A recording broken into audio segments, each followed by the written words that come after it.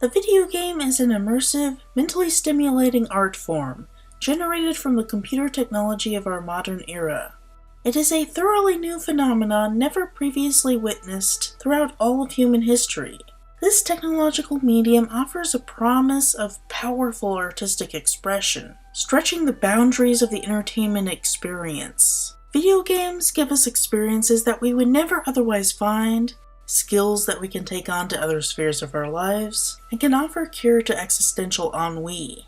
As a generation raised on playing video games approaches adulthood, we can look forward to an ever-expanding artistic revolution. These aren't just games anymore, they're experiences. Well, one of the most interesting things is that humanity has lived in physical reality for all of our civilization, and now there's something that's competitive.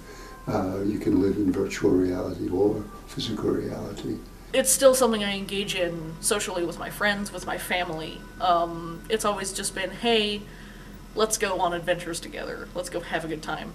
However, some members of an older generation view the emergence of such a dramatically different form of entertainment with suspicion and alarm. Cadres of annoyed parents, authoritarian activists, and sympathetic news platforms have characterized video games as problematic wastes of time, obscene, and even as promoting violent terrorism. Devin Moore was, in effect, trained to do what he did. He was given a murder simulator. Politicians as dramatically opposed as Bernie Sanders, Hillary Clinton, and Donald Trump have made statements indicating a shared belief that video games are dangerous to youth and should be regulated. If you look at these video games, if you look at some of the movies out there, some stuff that's on TV, there is so much gratuitous violence. We are determined to stop a situation in which video games with pornographic and violent content are being peddled to our children. In 2012, Donald Trump tweeted, "Video game violence and glorification must be stopped. It is creating monsters," showing that it is less about political party than it is age. Most adults of their generation didn't grow up playing video games, and their understanding of it is highly filtered through the messages of political pundits and activists like Jack Thompson, telling them to fear the popular entertainment of the next generation and what it might do to the nation's precious youth. My name is Ryan Milbauer. I am the editor of this video. Hey Ryan! My task here is to break down the barrier of communication between the generations and construct a bridge of empathy. Those of us intimately familiar with video games understand the limits, the strengths, and even the problems in a way that those unfamiliar have no idea. I first got into games when I was about 6 or 7, should be about 1991. I've been playing games since I was really young. I think I was maybe 5 or 6 years old. While the gaming community has its problems, they are much more sophisticated than as represented by older activists, talk shows, and politicians. It's time to stop playing around and recognize the value of video games. I have my opinion, and I've invited some people to share theirs. Hi, my name is James Stickney. I'm 32. I'm an athlete and I work in the alcohol industry. I am Alec Valentyn. I'm a student here in the LW Tech Digital Gaming program, and my specialty is game design. I'm Elliot Casper. I'm 16 years old and I'm a sophomore in high school. My name is Pearce Stickney. I have been playing video games for pretty much my whole life, since I was about 5. I work at Starbucks. I manage a store up in Sammamish, Washington. And I also work in the beer and wine business. Hello, my name is Alexander Casper. I'm Elliot Casper's older brother. I'm 24 years young and an avid video gamer and professional claims adjuster. I'm Ryan Surbaugh, and I like video games. I am 27 years old, and I didn't think about that. It's been a long day. I work at Bed Bath & Beyond in sales and bridal consultancy, and I am an avid comic book fan and Buffy the Vampire Slayer. Hi, I'm William Bricken, math professor at Lake Washington. And back in the 1980s, I was involved with setting up some of the original VR environments. My first system was the original Nintendo Entertainment System. The first game I played when I bought the system, I think, was Super Mario Brothers 2. Kind of developed into all of the Super Marios, and then Tetris, of course, was there. And I think it was the Sesame Street games on the NES. Like the magic counting number shapes ones, or Pinbot, also on the Nintendo Entertainment System. I was with my dad and my grandpa, and I got a GameCube, and I would play games like Backyard Football and Lego Star Wars, and I just play those for hours. I got into games when I was probably about 4 or 5, really early on. My brother had games, and I started playing as soon as he did, so it was early on. I got into games, honestly I don't even remember like exactly when, but I remember one of the first games I ever played was like the Nintendo Donkey Kong. Played a lot of Tetris. The first game that ever sparked my interest was Super Mario 64. When I was a kid, I was obsessed with Putt Putt and Pep's Balloon-A-Rama, and I would play it for hours. When my kids were young, every night we'd play board games. We lived in the forest, so we didn't even have a lot of electricity for computers. So when I got to computers, they were pretty well evolved, and I went right into the technical end. It's almost true that the very first computer game I played was building a immersive VR environment. What must first be understood is that the video game is a legitimate art form, like literature and film. Through the medium of player interaction, the user experiences narrative and aesthetic that delivers an escapist experience. Many games have intricate storylines with linear progression through immersive environments. It is a similar experience to that powered by imagination when reading a novel, or when watching a film with the forced perspective of the camera. But games may oftentimes be more attractive because of the element of interactivity within the visual medium. Let's talk about the evolution of how our imagination has been expressed in media. And you can start off with novels and books. And there your imagination is having to go through a translation device from the symbolic structures. When we move to movies and pictures, the translation is nowhere near as extreme. You still have to, in a sense, imagine that you're looking out of a frame, and that the flow of time is somewhat different. And so what you'd look for in VR to have fully fictional, you might say, experience is to have the story under your physical control by what you do with your movement, determining what happens and what you experience. There's a video game about Dante's Inferno. That's a classic piece of literature. Wildly inaccurate, but still really cool. 4 examples of games that boast deep meaning are Missile Command, which gave players a realistic sense of wartime tension when sacrifices must be made for the greater good, Myst, which gave players the experience of scientific exploration and admiration of natural and artificial beauty, BioShock, which explored the concepts of Ayn Rand's Atlas Shrugged in a dystopian struggle for survival, and Silent Hill 2, which used a thematic horror environment to deeply explore a character's psyche. Sure, some games might be considered trashy, but so are some books and films. There is an implicit understanding that these items do not invalidate their mediums, but games as a newer art are put under greater scrutiny. I think a lot of older people get stuck on the word game and make an association with children's toys. They see the advertisements aimed at children and make the mistake of thinking that all video games are children's playthings. When they then hear about games featuring gratuitous violence and sex appeal, they think of malicious childcare workers threatening their children with inappropriate content. One of the most extreme alarmist reactions to video games that I've ever seen is with a rambling website called The Dark Heart of Pokémon, written by a man named David W. Hodges, which, among other things, suggests that Pokémon's formal name, Pocket Monster, literally meaning that there are monsters that can be captured and placed in one's pocket, is a sexual euphemism, and that Nintendo is pedophilic in nature. Hodges writes, "Consider the impression made by someone saying that they have a monster in their pocket. There is culturally inherent sexual innuendo involved in the idea of having or showing a pocket monster. It seems the sort of ploy depravity would use trying to seduce a child.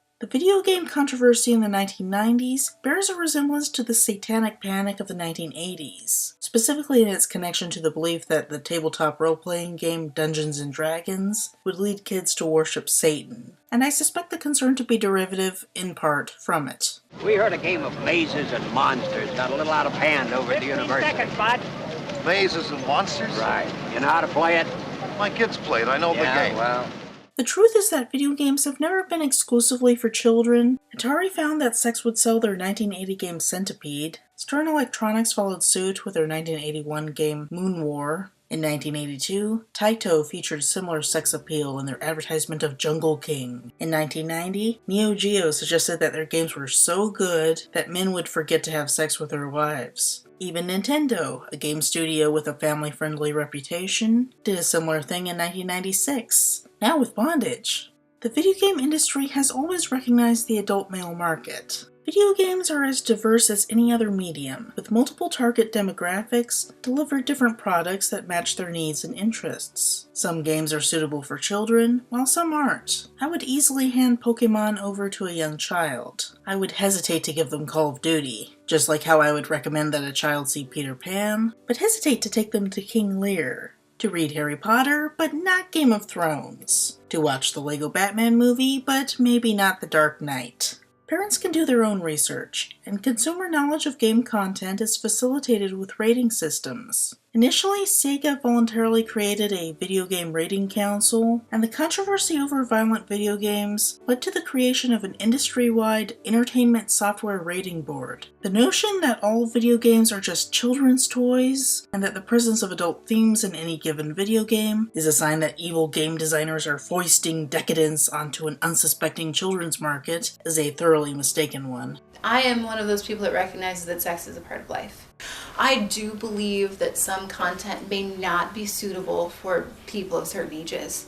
So, I definitely wouldn't have been able to handle graphic content as a little kid, at least of the sexual nature. But there's a reason they put those little, warning labels and stuff on the game so that your parents know that you probably shouldn't be playing this. So that's the parents' fault or what have you. Another frequent accusation leveled at video games is that playing them is unhealthy. The way game design is built around teasing the player with positive outcomes so that they are compelled to spend more time playing is often conflated with addictiveness like a drug, thereby connecting game playing with abuse of recreational substances. The term game addiction is a misnomer, as game playing does not induce physiological changes and create a physical dependency. What really happens is that games are a compelling leisure activity, and some people who don't receive a lot of stimulation in other arenas of their lives find game playing so attractive that it becomes the highlight of their existence. If that's really what you live for, if that's your passion, then pursue it. If for you life is getting up in the morning, going to work, making the money that you need to eat your food and pay your rent, and then coming home and playing video games until you have to get up and do it again, then do it. I personally think there's more to life. Video games are not my whole life, but if you want to make video games your whole life and you're not hurting anybody else, who am I to stop you? I don't care. Do it.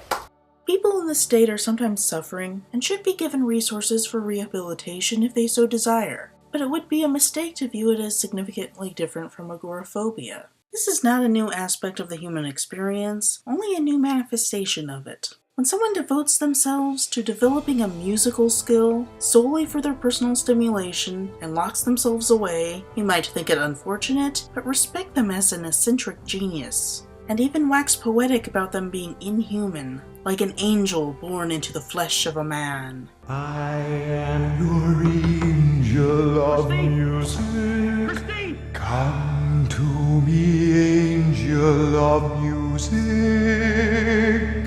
Or someone who locks themselves away to read books might be thought of as truly cultured and superior to those of us who don't like books that much. Music and reading are stimulating leisure activities that have withstood the test of time and are accepted as adding something to our culture, while the newer games provide the same stimulation and compulsion and yet are feared for being unfamiliar. I used to read until 4 in the morning. When Harry Potter came out, I could not stop reading. I could not go to bed. I had school in 3 hours. I didn't do my homework. I had to finish Deathly Hallows or I would die. I absolutely knew that what I was doing was a bad idea. The book would be there when I got home, but I had to. I was immersed. I was stuck in it. And that was my choice, not the book's choice. I mean, J.K. Rowling's a great writer, but I could have put the book down whenever I wanted to. Chose not to. These people who are blaming video games because somebody isn't eating or sleeping or interacting with people outside of maybe like 20 minutes a day, that's not the game's fault. Emily Dickinson had so much to say. She's got a book full of poems, but she never left her attic. That's not a video game's fault, and it's not literature's fault. That's because Emily Dickinson was scared of people. So I'm not going to blame a video game because I stayed up until 2 instead of going to bed at 12 like I meant to. So the comparison of eager to get to the game versus eager to get to the book, very valid and very relevant. We used to do binge reading before we did binge TV watching. And I would suspect that if you push it back even further, there were people who just loved to ride horses, for instance. That was the thrill, to get your harvesting or productivity done first and then go off and ride horses. Those people might have eventually been rewarded with horse racing games, physical horse racing games. And in the 50s and 60s, we did the same thing with automobiles. And likewise, a person who is extremely good at flying a virtual aircraft could also be rewarded by being able to be a drone pilot. America experienced a very similar controversy in the 1940s over the rise of pinball machines, a now commonplace arcade game. Though a game of skill, it was perceived as a game of chance, and as all gambling was banned except in mafia-run Las Vegas, it was associated with the evils of gambling and organized crime. Parents were afraid that the mafia was wielding pinball as a tool of corruption to distract their children from schoolwork and seduce them into becoming criminal gamblers. In 1915, artist M.B. Walker was critical of women reading fashion magazines instead of the Bible, like in the saintly era of 1615. In the 1600s themselves, they were critical of the current generation gambling, drinking, and wearing ribbons, instead of reading, carrying arms, and wearing spurred boots. This song and dance of parents fearing the activities of their children has gone on forever. Ook and Boog probably feared that young Ugg was spending too much time painting on cave walls, instead of questing for fire like his father. No matter how old you are, to people older than you, you're always representative of an age of degeneracy.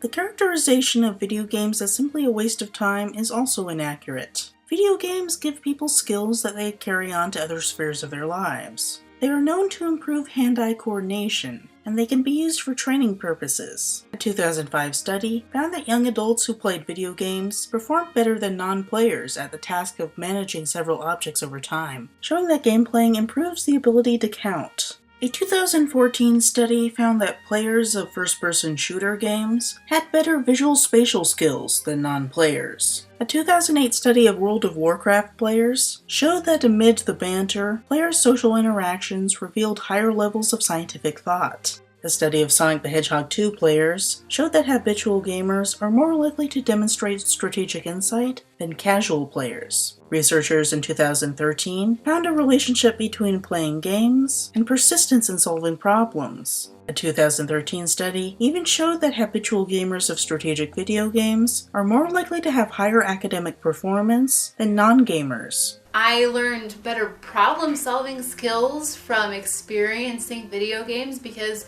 puzzles force you to think.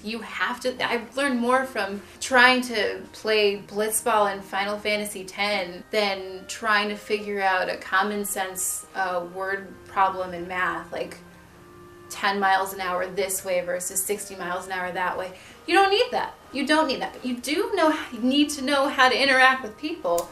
And finding other people who play video games and playing those games, learning about different personalities, I think that's a good skill to have. So for some people, you can get that in video games. Anecdotally, playing video games helped me learn how to drive. The skills needed to drive the Ghost, a hovering alien vehicle in the Halo series, is very similar to the skills needed to drive the Toyota Echo. In the game designers accurately reflected the mechanics of driving a car and translated it into the operation of the Xbox controller. Upon getting behind the wheel of an actual car, I only had to figure out how to use the different controls to access the same skills I developed through years of playing Halo. The Grand Theft Auto games further prepared me for the experience of figuring out the handlings of different vehicles, and the advantages and disadvantages to different kinds. Even though the game itself is outlandish, with plots involving criminal behavior, the goofy sandbox environment is based on realism, and that can impart lessons that one can take out into the real world. A life skill that I got from gaming was probably my hand-eye coordination actually really improved just from learning how to quickly use the controls in my hands and my vision to just pick out things very quickly. They really helped out with that. I think just general thinking through problems, not necessarily a specific skill, but just kind of being patient and having the confidence to try things over and over when things don't go my way. Just kind of fostering that patience even in the face of frustration. I think cognitive reasoning is one that I've found where my ability to interpret information in a expedited manner improved with various games. I think hand-eye coordination is something that also can be improved by using video games. Pattern recognition. I have more patience from playing video games than I do from anything else. I think a lot of things stress me out, so playing video games was always a really nice way to escape. I mean, every once in a while I'll color, and I love to read, but sometimes I just needed to actively focus my mind on something. And pretending to be Batman, well, I mean, you could get lost in Gotham and be fine. I think just a reprieve from daily stress was probably the best thing that I got from video games. I am more calm after I've played a video game than when I start. Oh yeah, gaming growing up really helped with my hand-eye coordination. So like the thinking of what I was doing without actually looking at my hands and stuff, I feel like really helped me just develop my hand-eye coordination for athletics and just kind of like my motor skills. I think that I've gotten actually a lot of life skills from gaming. I think it has helped me develop my problem-solving ability and kind of change the way I think about some things in life in general, just with my ability to kind of multitask and how I kind of absorb information. I also have one notable example of I learned to read maps because of games. Specifically, my family and I were traveling in Italy, and my parents were absolutely, utterly lost because they couldn't read the map. And I was like, well, we're here, so this is where we need to get. I can get us there. I had just finished playing, I think, Assassin's Creed Brotherhood, and so there were all these locations that I knew about and I had been familiar with because of the game, and I was like, wow, they did an unbelievably good job with the building details and all of this stuff, minus the climbing spots, because you can't actually do that. But it was a really interesting experience kind of being able to experience it digitally and then get there and be like, wow, it's really, really similar. And it happened to me with a number of different places, and I think that games have the advantage of they don't even have to create places that are on the planet. They can go literally anywhere. Like the universe of Skyrim and things, like I remember like the first time I was really just kind of playing and I had gotten lost in the woods and it was dark out for the first time, then I looked up and it was the Northern Lights and I was like, that's incredible. It's like a beautiful, beautiful game. And I think that it's a really similar experience to traveling when you see something for the first time and it's like really just breathtaking. When I reached out to people to hear their stories, I encountered multiple similar anecdotes of extremely shy people who didn't interact with other people until video games allow them to do so in a safe environment. Leanne Sharp writes, I've been playing World of Warcraft for about 9 years, and it helped me so much with my social skills. I had really bad social anxiety when I was in high school, and playing helped me slowly gain courage to talk with people, even if it was just online. Through playing in groups and raids, I had to use communication programs such as Vent and Mumble to voice chat. It really helped me get confident with social interactions. So I completely agree that video games have positive results for your real life.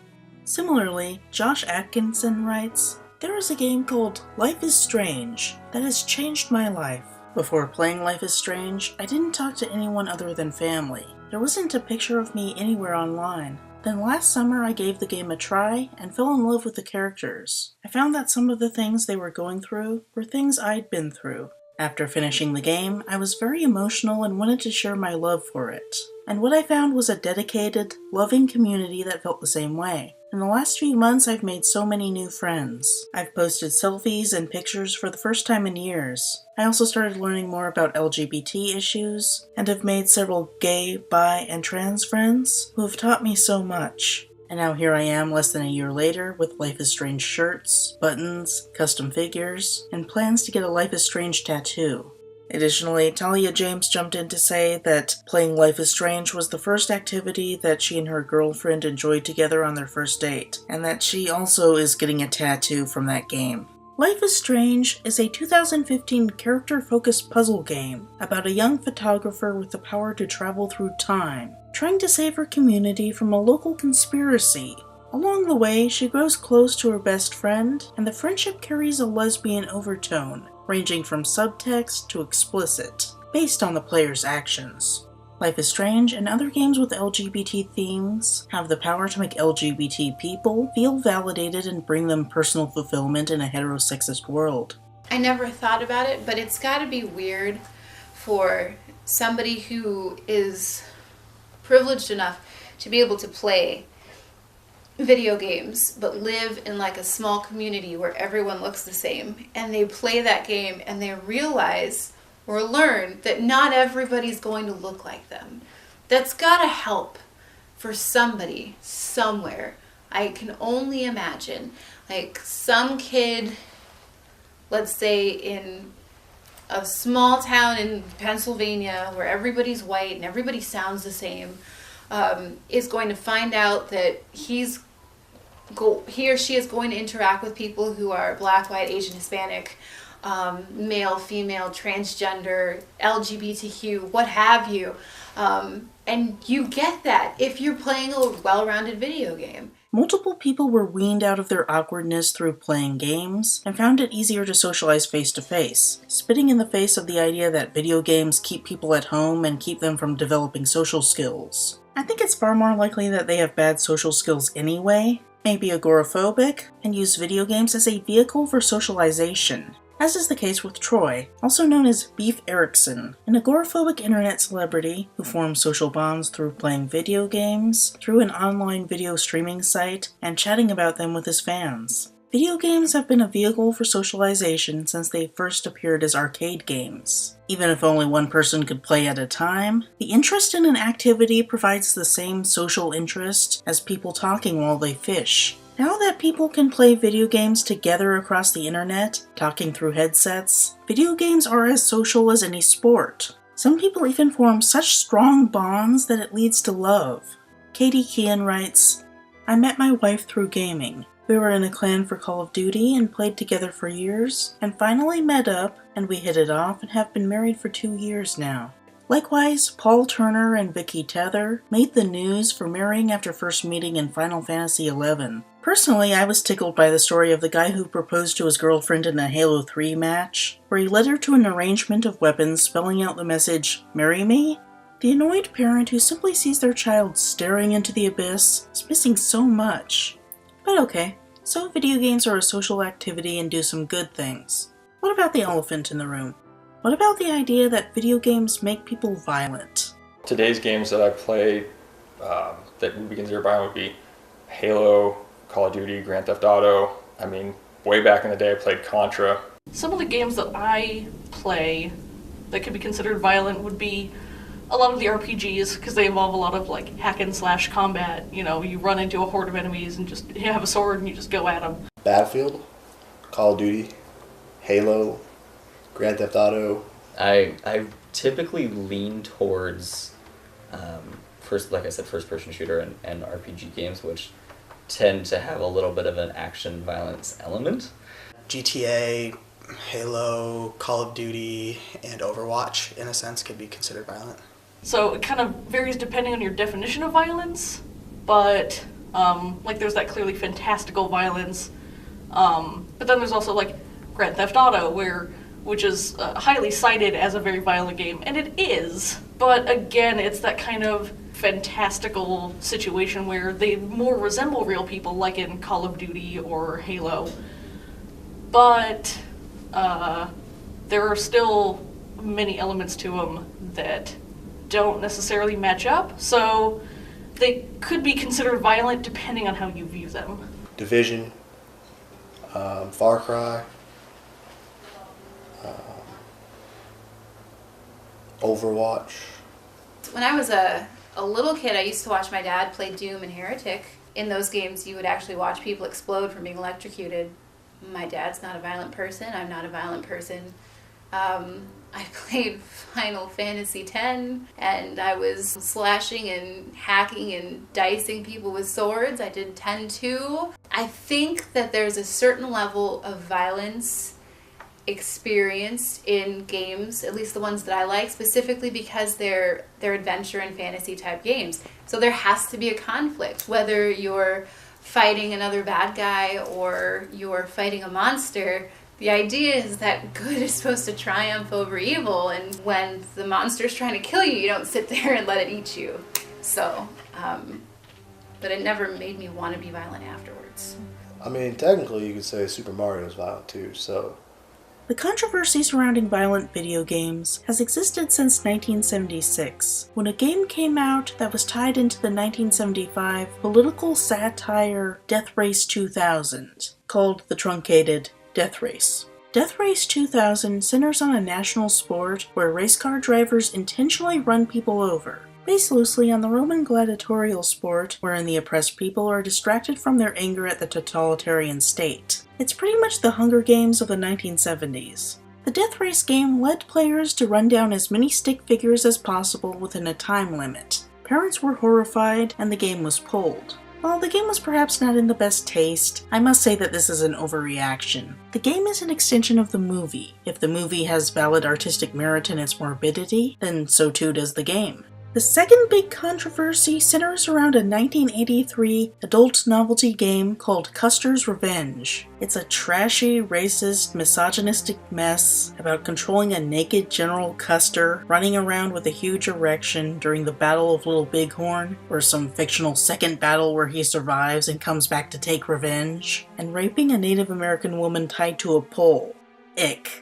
In this case, the concern over violence isn't based in players simply performing a simulated act of violence devoid of context, and with the in-game justification irrelevant. It is based on the context in which Native American women suffer an extremely high rate of sexual abuse, mostly from white American males, who are often exempt from punishment due to a legal loophole where tribal police are unable to arrest non-Native individuals, while federal police often don't care. It was protested by 250 people, mostly indigenous activists and feminists. It was eventually pulled from the market. It vanished from the public consciousness until 2005, when a college professor unearthed it for an opinion piece on video game violence. While it's relevant to the discussion, it strikes me as anomalous for its inherently political nature, from which the controversy over its depictions of violence cannot be separated. It is closer to the controversy over the explicitly racist 1950 film The Birth of a Nation, which the KKK used as a recruitment tool as late as the 1990s, because of its positive portrayal of the Klan and its activities of lynching black men,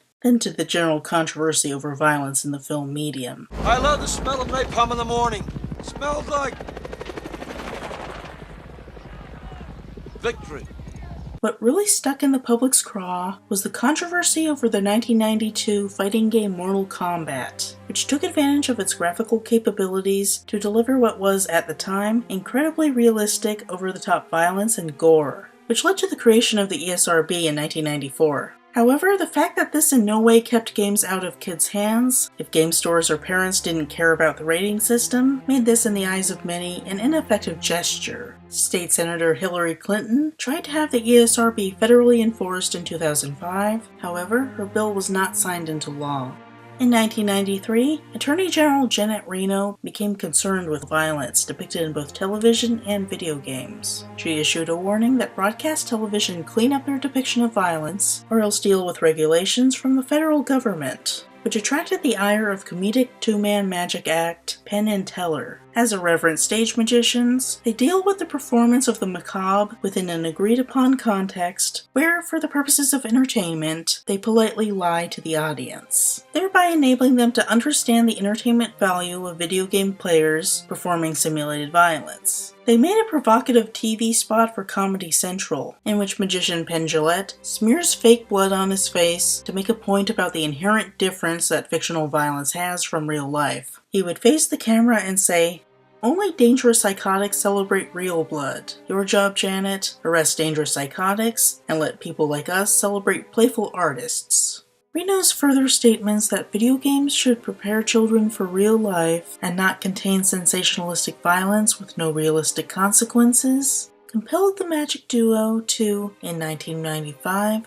create Desert Bus, a video game so boringly reflective of reality that no one would ever want to play it. The goal was to drive a bus through a featureless desert for 40 minutes, collect a point, and make the trip back. A slight tilt to the right keeps the player occupied, going off-road ends the game, but nothing interesting ever happens on the trip. That sounds really boring to me. I play games to escape reality. I play games to be somebody who I'm not, be strong and powerful, do magic, go on all these grand adventures, and just have a lot of fun. Just, either play with my friends or play through the story that somebody crafted for me, go save the kingdom or go farm a bunch of slime creatures for 16 hours on end. I do it because that's something I can't do in my real life. The idea of just driving a bus sounds really boring to me. I can't do it. There's no end to the finish line. There's no necessity to keep going. It is the antithesis of what makes an interesting video game, and it has the interesting quality of being a political statement that is almost like Dada in its repugnance to video game players. Ironically, its utter lack of entertainment value is fascinating to some people, who either play it as a personal challenge or to raise money for charity. In 2007, the annual Desert Bus for Hope was started to raise money for children's hospitals, where a team of players would force themselves to play for as long as people would pay them to play with their charitable donations. Over the course of 10 years, they have raised over $3,800,000 for charity. Due to Desert Bus's unexpected popularity, it is now available on smartphone and a virtual reality remake. Regardless of Desert Bus as a subject of fascination for being so awful, the political point stands. Video games as a form of entertainment should have no obligation to realism if realism removes all entertainment value. The concern over violent video games, perhaps encouraging kids to behave violently, kicked into overdrive in 1997, when now disbarred Florida lawyer Jack Thompson alleged that violent video games played by 14-year-old Heath High School shooter Michael Carneal influenced his behavior. In 1999, I represented 6 parents whose 3 children were shot and killed in Paducah, Kentucky. Michael Carneal trained on the game Doom to do it. I mean, there are a lot of other ways you could train people to be serial killers that would be much more effective than video games. From the perspective of somebody who uses guns regularly, they're very different. It's very different to have a gun on a computer screen versus having the weight, the feel, the way the gun recoils in your hand. While you may have this feel of what it's like to use a gun in a video game, that's not really how it really feels. And I think for the most part there's a disconnect there for people in the media, especially, where you have somebody heavily critiquing the video game for using guns, and likely they haven't played the video game, and more than likely they've never shot a gun or aren't familiar with guns in general. I think that if person A played video games that had guns in them and they went and saw a gun, they would know what a gun was the same way as if somebody were watching a movie and saw a gun in a movie, guns are not particularly complex machines. They are relatively intuitive to figure out. And so I don't feel that video games aids in the ability to operate or solve how to shoot a gun. What it may do for somebody that you could argue would be detrimental is that it does familiarize people with guns in a different way. But that's not necessarily, that could happen through many types of media. It could be print media, or it could be movies, and so video games are not solely responsible for that. I don't actually think that a shooter game will get you into guns. Now, to be fair, I have shot a gun, but my mother was a cop and my father was in the Navy, so they both believe in Second Amendment gun rights. And I've done it recreationally in a range, and I didn't come out with the thrill and the rush afterwards where I just needed to shoot somebody. It was just an interesting experience. That's it. As somebody who carries a gun on a daily basis and has an interest in guns overall, I don't find that video games made me more interested in guns. My brother and I were always interested in guns no matter what. And I don't think that it came specifically from video games. I think that it definitely has the detail that is in games now has made it easier to kind of understand guns and the way they work and all the different models and everything that are out there. I think my first experience of recognizing a gun from a game and then recognizing it in the real world was the Desert Eagle from Max Payne. I was like 11 or 12 or something, and my friend was playing Max Payne. They were talking about a Desert Eagle, and I had been aware that the Desert Eagle is a real gun, and so it clicked with me that they were legitimately the same type of thing. And now most of my family are gun owners, and so I think that the interest and the desire to shoot at targets and things was there before video games. So I don't think it was motivated by it, but it definitely kind of fostered that. Playing first-person shooter types of games have made me interested in guns aesthetically, not necessarily as I want to go purchase and own one, but as they're an interesting piece of machinery. How do they actually function? Not anything that I need to pursue as like a personal hobby. I don't play Call of Duty and go, oh, that's so cool playing with the FAMAS, I'm gonna go buy one. But I mean, it's like in the game, I'm like, oh yeah, that gun's a cool gun to use in the game, but I've never like played a video game and been like, man, I'm so pumped I blew up that plane with the RPG, I better go buy one. I know just as many people who are, peace-loving people that, don't have any interest in guns that play video games and there are some guns that are pretty interesting, but it wasn't really the shooters that got me into them. I feel like some of those guns I would never get my hands on or even think about touching, just because they're so expensive and inaccessible. The kids I knew that played video games or play video games were probably some of the most chill, peaceful people I've ever known. And some of the jocks that I knew were the ones that I would say were absolute jerks a good portion of the time. Now that could be a type A personality thing, but it has nothing to do with video games or say whatever sport they were playing, I don't think.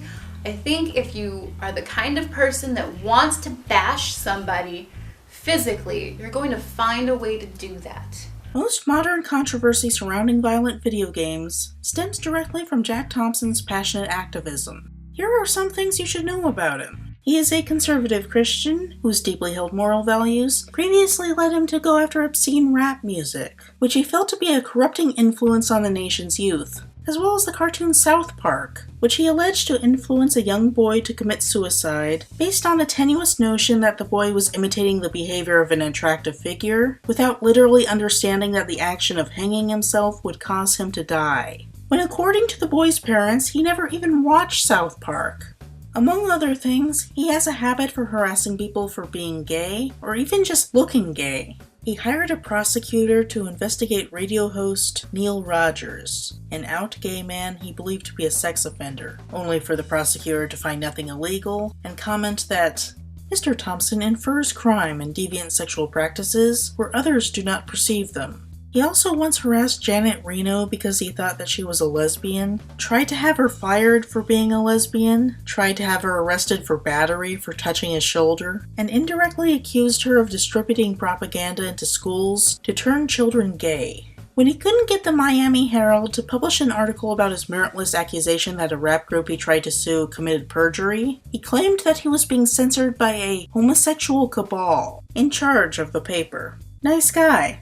Interestingly, Jack Thompson has not connected the idea that violent media could cause real-world violence to conventional novels or comic books. He has not advocated banning books, like the many examples of censorship throughout American history, nor has he bought into the notion that comic books corrupt the nation's youth with a depiction of supposed gay undertones to the Batman and Robin partnership, lesbian subtext to Wonder Woman, and communist message to Superman, as was asserted by the 1954 book Seduction of the Innocent by Frederick Wortham, which led to several decades of comic book censorship. You would think he would be all over that. I would attribute this to personal bias coming from a personal appreciation of literary works and comic books, especially Batman comic books.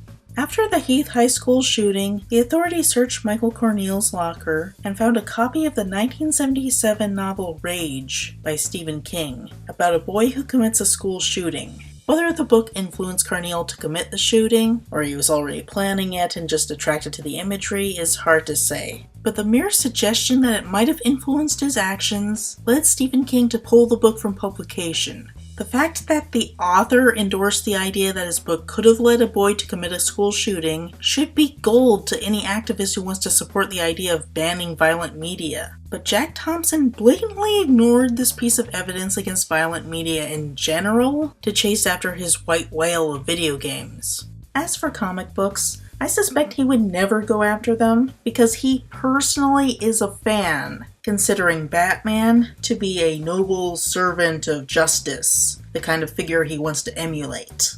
When he went after Luther Campbell for publishing rap albums, he called Campbell the Joker and referenced himself as Batman, while wearing a Batman watch and distributing pictures of his driver's license with Batman's head glued onto his body.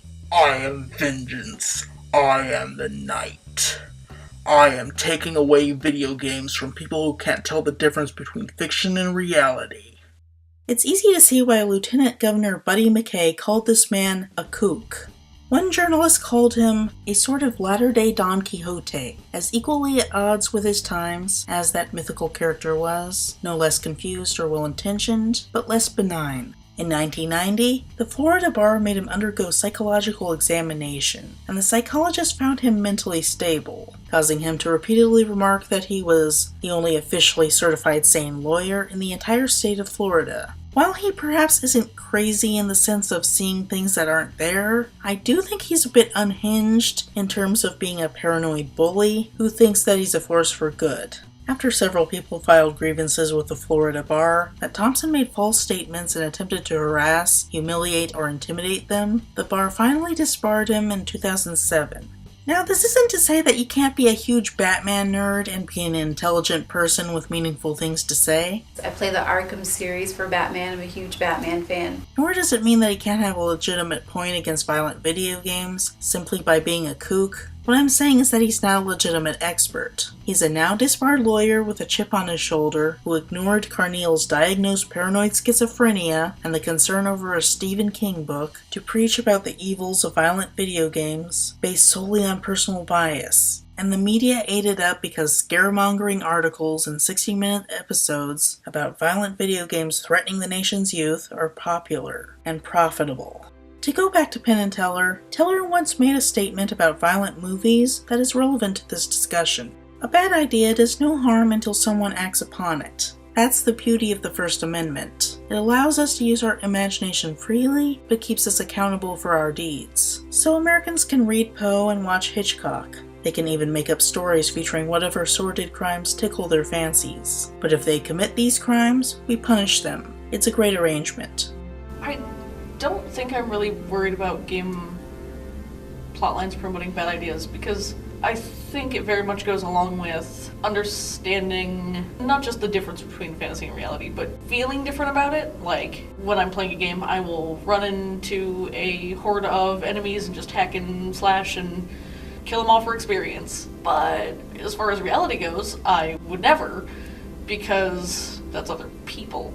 So, kind of going along with that, like, there are a lot of themes in games, particularly more gritty, generally seen in shooters, not to generalize shooters, more things that involve plot lines where there's more harm to other people, whether incidental, like civilian casualties in war, or they kidnapped your wife and child to hold them hostage or something like that, or even like you're forced to interrogate somebody violently.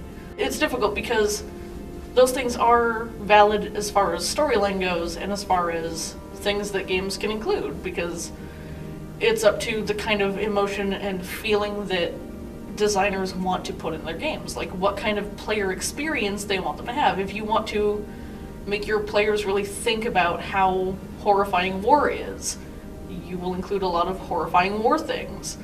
But I don't necessarily think that it's encouraging or causing people to feel strongly positive towards any of that. Again, it can be kind of a power fantasy where, like, oh, I can do whatever I want to these people and there's no repercussions, but I don't necessarily think that translates to real world, I want to do this now. I'm not too concerned about game plot lines promoting bad ideas, because I just hope that people playing video games understand some video games. So, like, to put it in context, like when I play Grand Theft Auto, the plot line's really messed up and really insane and super crazy, but I never once thought to myself while playing the video game, like, this is awesome, I want to do this, because the reason I was playing the video game is because I can do it virtually. So I don't think that plot lines are getting too, like, influential on people. People promote bad ideas. If somebody with a bad idea makes a video game, that's still the person. That's not the video game. But mostly, I think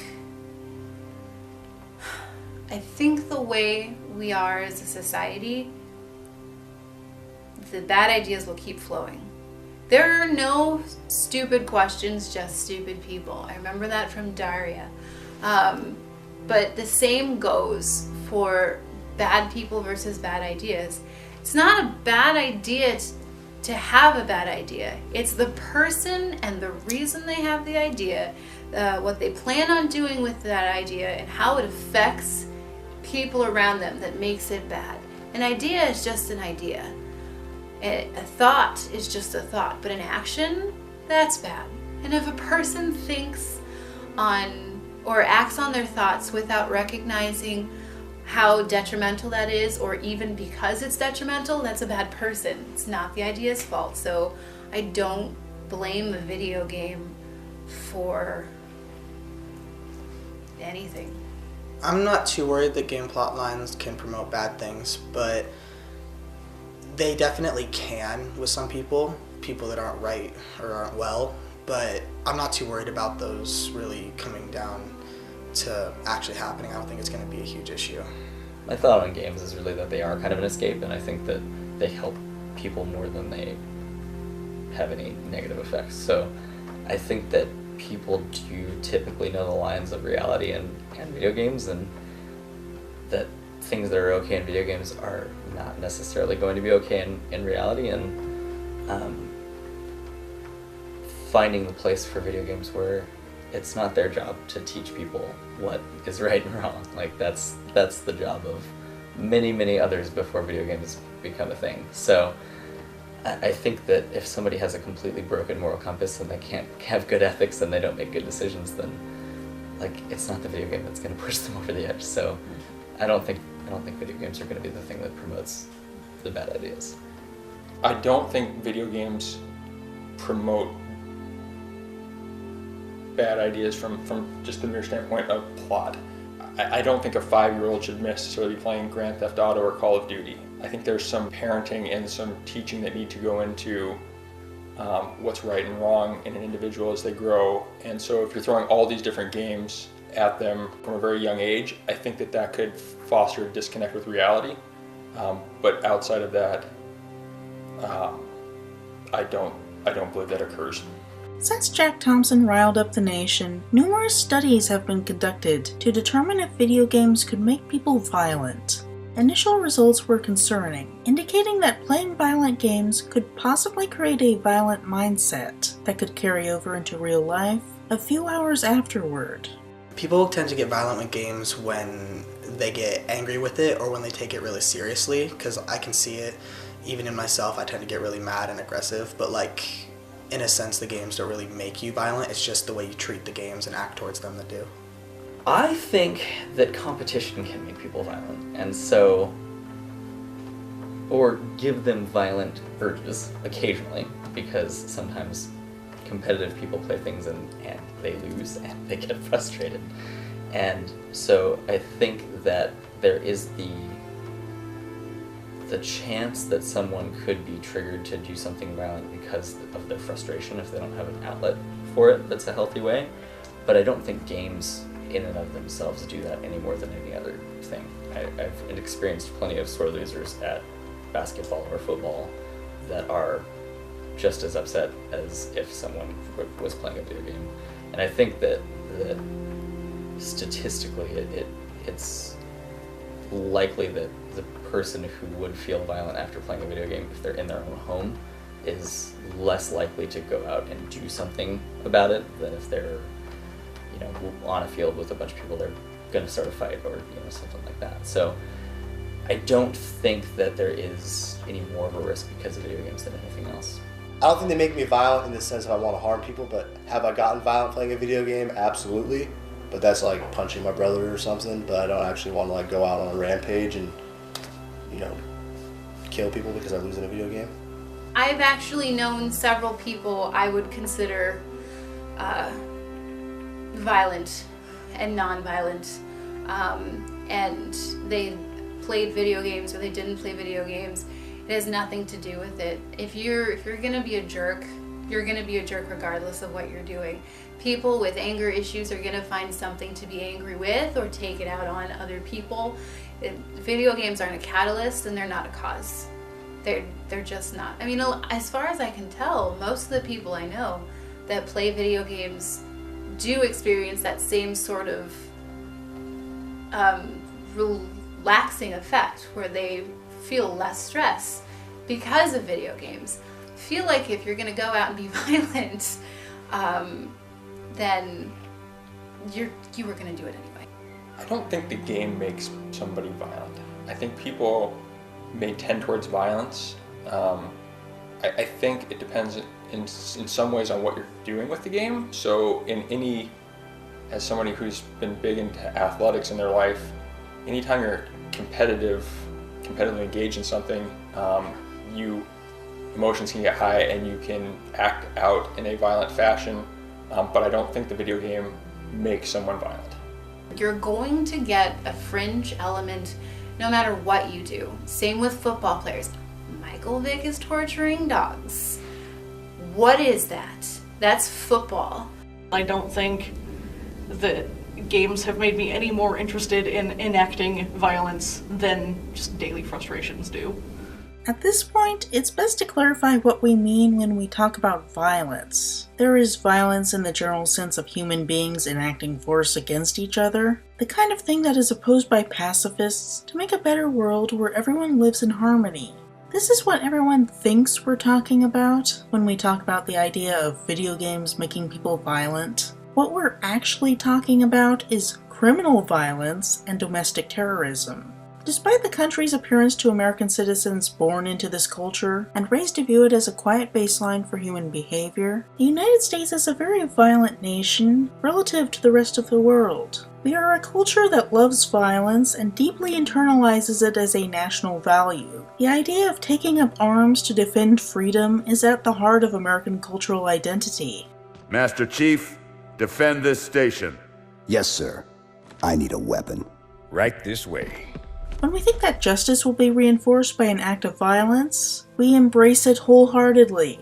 If you'll allow me to get political here for a moment, the fact that it's controversial to suggest that many actions undertaken by the U.S. Armed Forces and police are unjust, such as the Mexican-American War, the atomic bombings of Hiroshima and Nagasaki, the torture of Chelsea Manning, or police executing unarmed civilians on the street, or that it's perhaps uncivilized to punch neo-Nazis before they punch first, points to this country's love of violence. There is so much gratuitous violence.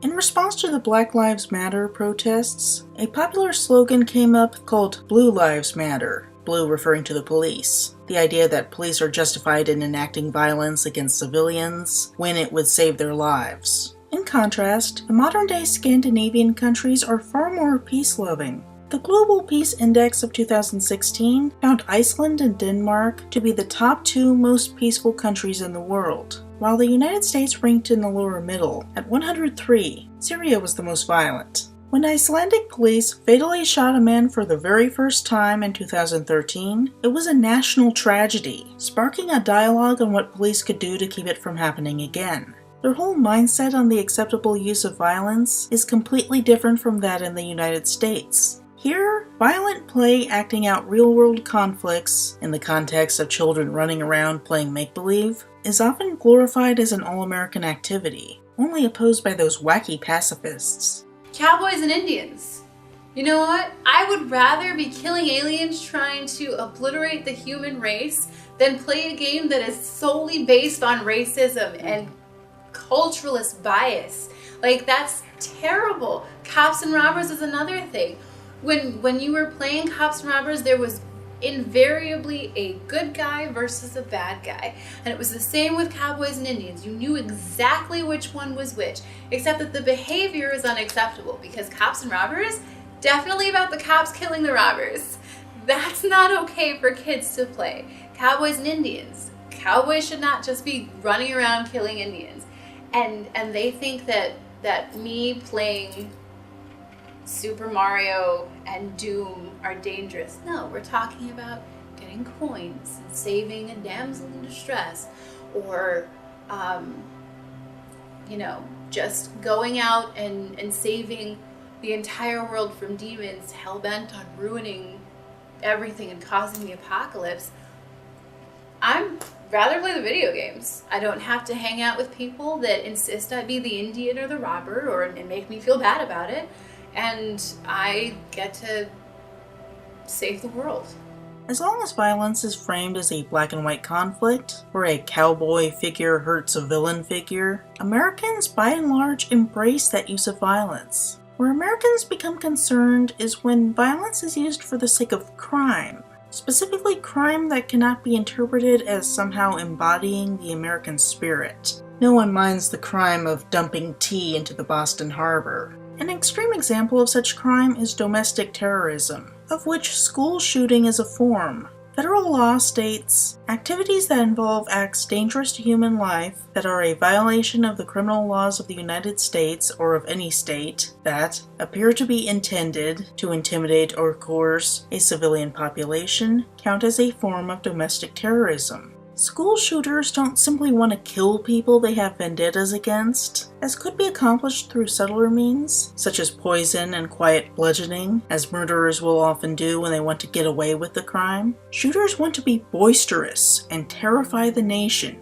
They want to make a statement. It's a form of domestic terrorism. Studies have shown that violent video games have the ability to put people in aggressive mindsets, leading children to rougher play for the next few hours, which should mean nothing to an American patriot who would easily take up arms to defend American liberty. The real question that no one asks is, do violent video games encourage criminal behavior and domestic terrorism? And that answer appears to be no. What makes a person more likely to commit criminal terroristic acts is most likely based on individual temperaments or how they were raised. Some terrorist shooters have been shown to habitually play violent video games, and this relationship could be non-causal, where violent-minded people are attracted to violent media. Other terrorists, like Adam Lanza, perpetrator of the Sandy Hook shooting, habitually played non-violent video games. But this makes for less of a snappy headline. I don't like the idea of hurting people or harming anyone. I get mad, but I don't really get mad to an extent where I think about seriously hurting people in real life. It's fun to do it to a computer that cannot actually, feel pain or anything. It's not a real person. But that division between what's real and what is imaginary is very stark to my mind at least. And so I haven't ever really felt the need to enact violence after playing a violent game. In my brain, I realize that it's a video game and that I'm playing the video game to act out the violence virtually so I don't do it in real life. It just doesn't occur to me. Like the urge isn't there. You know, I've had video games that caused frustration, but just like any puzzle or anything like that, like if you're sufficiently frustrated, like you want to walk away from it for a while, but I've never had anything that really struck me as, you know, made me want to do something violent. If you're a violent person, it's not coming from the video game, it's coming from inside of that person.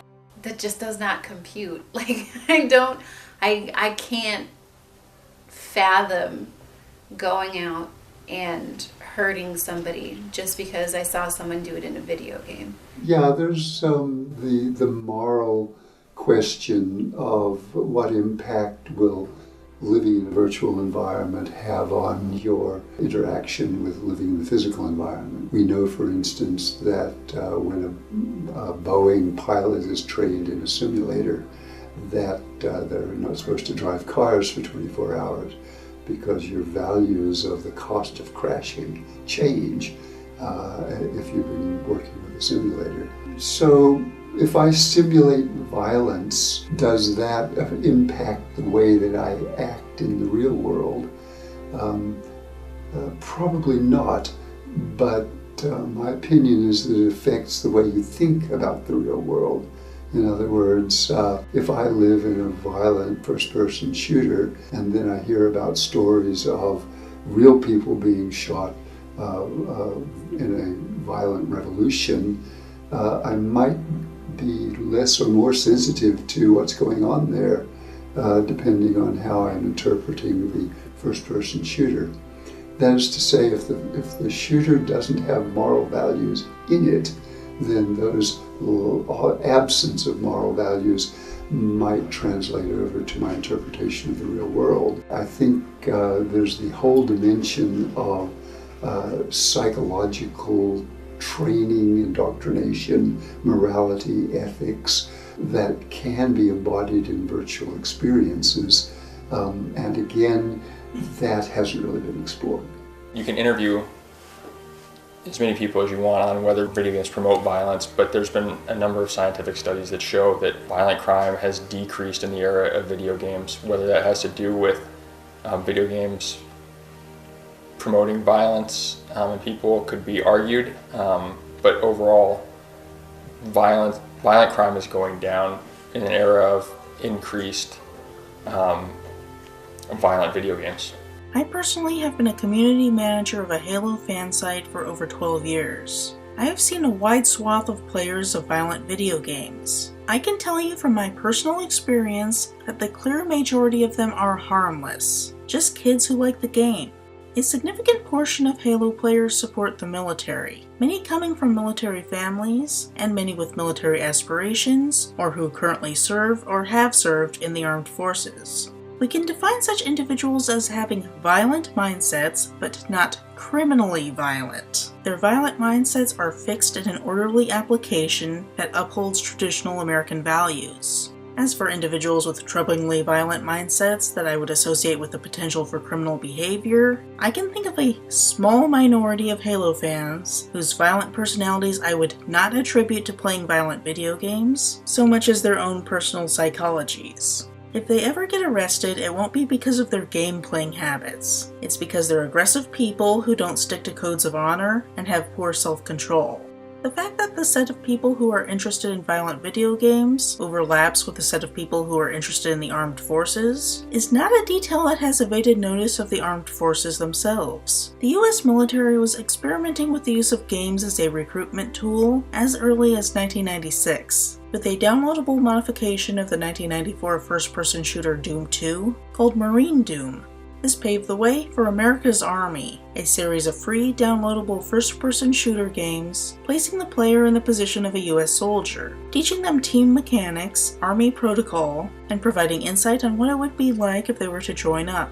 The first America's Army game came out in 2002, and 6 sequels, 2 spin-offs, and a comic book series were released in the years following. The latest game of which is America's Army Proving Grounds in 2013, and there is discussion of expanding to virtual reality games in the future.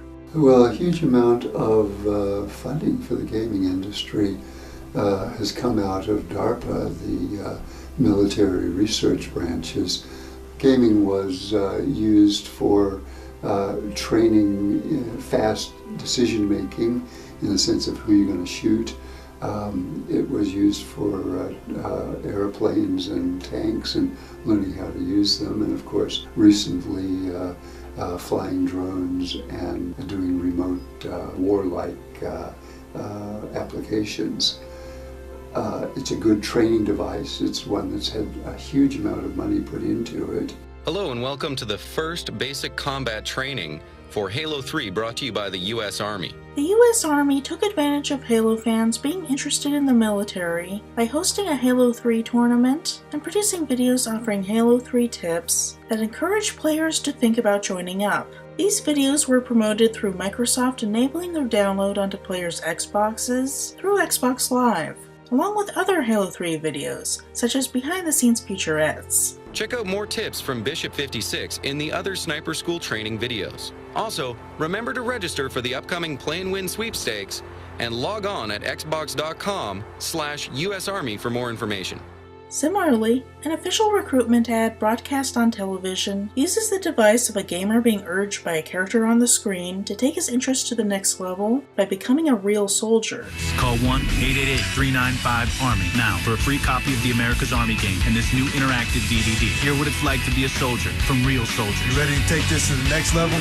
The military using games as a recruitment tool is smart in the sense that there are drones now and stuff, and gamers are the best people to pilot those because they have really good hand-eye coordination, reflexes, and putting gamers into the real field just wouldn't be smart, but for manning things behind the scenes, they could actually be really good. The military using games as a recruitment tool is kind of foolish because it sells a fantasy of what being in the Army is like, and I feel that it probably draws the wrong sorts of people.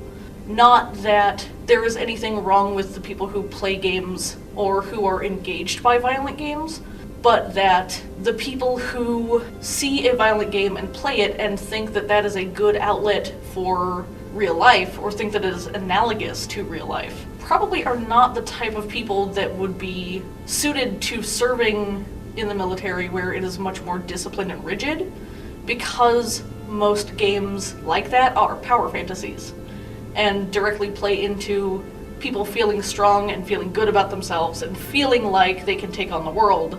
Even in a military context, I'm not certain about how the games are structured, so I can't really speak to whether or not they're accurate, but I feel like anybody who plays a game and then thinks, I'm going to do this for real, is going to be disillusioned. Not that there's anything wrong with them as people, but I think that it's going to be very different a reality than what they're imagining based on a very simplified game that is supposed to be fun and engaging. I mean, it's a career, basically. The people who do it realize that that's what they want to do. They've made a conscious choice that despite all the hardships and the dangers, they're going to do it. Whereas using games as a recruitment tool doesn't seem like it would draw the types of people necessarily. I mean, it's entirely possible that it has been effective, but it doesn't seem like the majority of people would be suited to that rigid structure. And it just seems like it's not necessarily a really terrible idea, but it seems like not a very effective one. I think it's kind of a slippery slope because it's good at first because it can draw attention into the military, which, I mean, is important to have attention on the military, and it also kind of shines maybe a bright light on the military in a sense, but it's also bad in the sense that it can promote this sense of invincibility to people. So young kids will be like, oh yeah, this is so awesome, I want to go to Iraq and do this, but then when you actually get there and you're in Iraq, you don't get 6 lives, you don't get to get blown up by a grenade 7 times, you don't have a health meter, this is your life, this is what's actually going on. So I think it's kind of like a balance of making sure that they understand that it's like a training tool and not this is exactly what it's going to be like. I think it's smart. I think it's like really, really smart marketing and advertising. I mean, back in the 80s, recruitment went up for after Top Gun came out for the Navy. That's like a genius marketing tool. So I think it would be, I think it's smart for them to try and get the people who are interested in that subject and that thing in the military. Like that's where they can get structure and that's where they can get discipline. It's great. So I think it's genius. I would probably invest more money in it so they get really good games. They have recognized that they're having to recruit a different generation who has become very video game or virtual reality oriented, and so I think that's I think while the Blue Angels are a really cool recruitment tool, I think it's hard for somebody to really understand what that feels like, where if you are putting this in a video game format, which is something that's easily relatable to most kids if they're trying to recruit, it's much easier to generate interest. I think it depends on the game. The games that are designed to simulate real-world experiences, at least for people who are planning on joining, I think it can actually help them figure out if it is something that they can handle. It's one thing to go in with a sense of idealism blindly and just not know that there are still going to be consequences to your actions. It's another to go in, know what may need to be done, and recognize that you are capable of doing that in defense of the people you love. And if a video game will help you figure that out, then I think you could end up with truer patriots serving our nation's military versus those who are just wholly unprepared. There's no way to really prepare for something like that, but you do get a glimpse with those games, and I think that's helpful. Whatever, I don't want to say whatever it takes, but whatever can help you get closer to understanding who you are, what you're capable of, then I think that's a good thing. In broad strokes, I think it's safe to say that the US military is fine with violent video games. Whatever violent mindsets may be promoted by playing them can reasonably be in line with military values, holding that violence is good within the context of serving the country. As easily as playing video games can be associated with terrorist acts, it can be associated with patriotic acts. You can look at kids playing a violent video game and think, maybe they'll be future soldiers. If not, it's still an all-American activity. That's how the military views it. Serving in the military just doesn't seem like the best decision for me. I do not intend to serve in the military, partially because I don't think I'm physically fit enough, but also it's just not a career path that has ever interested me. I do not currently serve in the military, and as of right now, I do not plan to ever serve in the military either. I think that if had my life gone differently in a number of aspects, I would have considered it. But it just didn't, I had health issues when I was growing up, so that wasn't even close to an option, and I'd like to think of myself as a pretty patriotic person, but I don't think that it's the right fit for me. So that lifestyle and that service is not destined for me, but appreciate the people who do it. I have not served in the military, nor do I currently intend to serve in the military. I did not serve, and I do not intend to serve in the military. I am not strong enough of a person for that, and I mean that mentally. I'm just, at this point, I'm certainly not strong enough physically, but no, I'm not that brave. I have a very strong sense of patriotism. I support our troops, and I want all of them to come home safe and sound, even though I know that they won't, and I thank them for everything that they do. And oh God, just thinking about it kind of makes me tear up a little. So playing games like that would stress me out. because I would keep thinking about the people I know who have served in the military, who have suffered for their country. And again, I thank them, but I can't. I just can't. I support anyone who chooses to play those games, and I support anyone who chooses to join the military. But I have no interest in playing those games. Too real for me. On the other hand, others view the growing military interest in gamers with concern. Pacifistic demonstrators protest the use of games as a recruitment tool with phrases like, "War is not a game," and "War has no reset button." Video games promoting the military are troubling to those concerned about American culture embracing fascism. I think fascism promotes fascism. For extreme political perspectives like fascism, I think that they're deeper than games. I think one way to see it is it's not that the game creates in you a feeling that you wouldn't normally have anyway. It's that you take your feelings and find games that allow you to amplify what you already believe. So if you're a fascist at heart, you'll find games that support your perspective there. If you're a pacifist at heart, you won't play those games. You'll play games that support your pacifist values.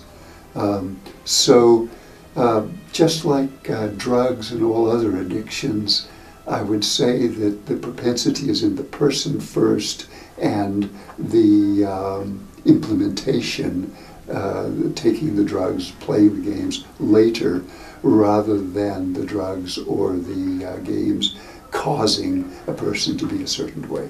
The concern over the militarization of gaming makes it worth keeping an eye on, but whether or not it's problematic, I think we can safely dismiss the unsophisticated fear of video games turning children into terrorists. That is a complete misunderstanding of criminal psychology popularized by a homophobic kook who liked to pretend he was Batman when harassing people. The contemporary mother's fear of children being seduced by violent video games into a life of crime is as unfounded as the 1940s mother's fear of pinball machines. The legitimate point of concern associated with violent video games is sophisticated, tied to American cultural values, and was completely unanticipated by the talk show pundits, rogue lawyers, and politicians concerned about violent video games. But even that's not half as sophisticated, misunderstood, and unexpected as the next subject. A wide-reaching, gamer-conducted internet harassment campaign called Gamergate. Have you ever noticed that, with a few notable exceptions, basically all female characters in video games fall into a small handful of cliches and stereotypes? In 2012, feminist media critic Anita Sarkeesian, host of a number of feminist video essays on YouTube under the title Feminist Frequency, made a Kickstarter fundraiser to produce Tropes vs. Women in Video Games, a series of video essays critiquing the portrayal of gender in popular video games, and a bunch of misogynistic gamers basically lost their minds. Gamergate.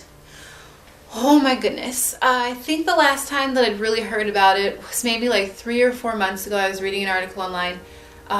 This woman who was actually calling for more diversity in games was getting hounded online. And she and her family were being harassed because she'd even said something. She just wanted to be represented, and that's okay. We all just want to be represented. And people were flipping out and threatening her and sending her crap like, I hope you get raped and stuff like that, and that's terrible. And it's just a small portion of what the problem is. Like, just recognize that you need more diversity, and you need people to be a part of the industry who want to be part of the industry, who don't all look or think the same. Video games are fun and popular because they offer different experiences. You're not going to get different experiences if everybody is experiencing the same thing, and if everything being written is written the same way. This ongoing harassment includes sending her rape threats, death threats, general threats of violence, degrading porn with her face photoshopped on actors, images of her being raped by video game characters, vandalism of her Wikipedia page with slurs and pornography, anti-Semitic caricatures, even though she's Armenian and not Jewish, as well as making a game where the player gets to beat her up, multiple bomb scares, and a threatened massacre targeting all the women at a talk that she was planning to give. By 2014, this started to die down. Harassing Anita Sarkeesian stopped being trendy. However, gamer hatred was revived when video game developer Zoe Quinn, a person identifying her gender as non-binary, neither male nor female, but who outwardly identified as female at the time, and who remains okay with being referred to with female pronouns, broke up with her boyfriend, Aaron Joni. Angry, Joni posted a long, almost 10,000-word rant on his blog, harshly accusing her of moral failings and indiscretions, including an assertion that she slept with a video game journalist to get a good review. The journalist in question, Nathan Grayson, briefly commented on the game before getting into a relationship with Quinn, after which he never reviewed her game at all. The same crowd of misogynistic gamers to harass Anita Sarkeesian found a new target, one whose harassment they could excuse as a serious concern about corruption in video game journalism, using the moniker Gamergate in reference to the Watergate scandal. I have heard of Gamergate. I don't know significant details on Gamergate. I know that it was about a female game designer, and I know that there was a significant, fallout from it, but I don't actually know the significant details.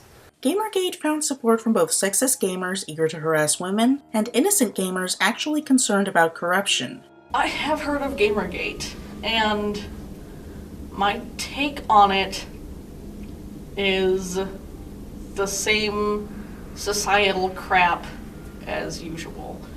Many people try to claim that it is about journalism and about integrity in reporting about games, and I can't believe that that's true in good faith, because before the whole thing blew up, surrounding female individuals reporting on games in a negative light for whatever capacity, it's been a while, so the details are fuzzy. Before that whole thing blew up, there have been hundreds of articles about games published, both positive and negative, and none of it received the same attention, the same vitriol. None of it was personally attacking the people involved.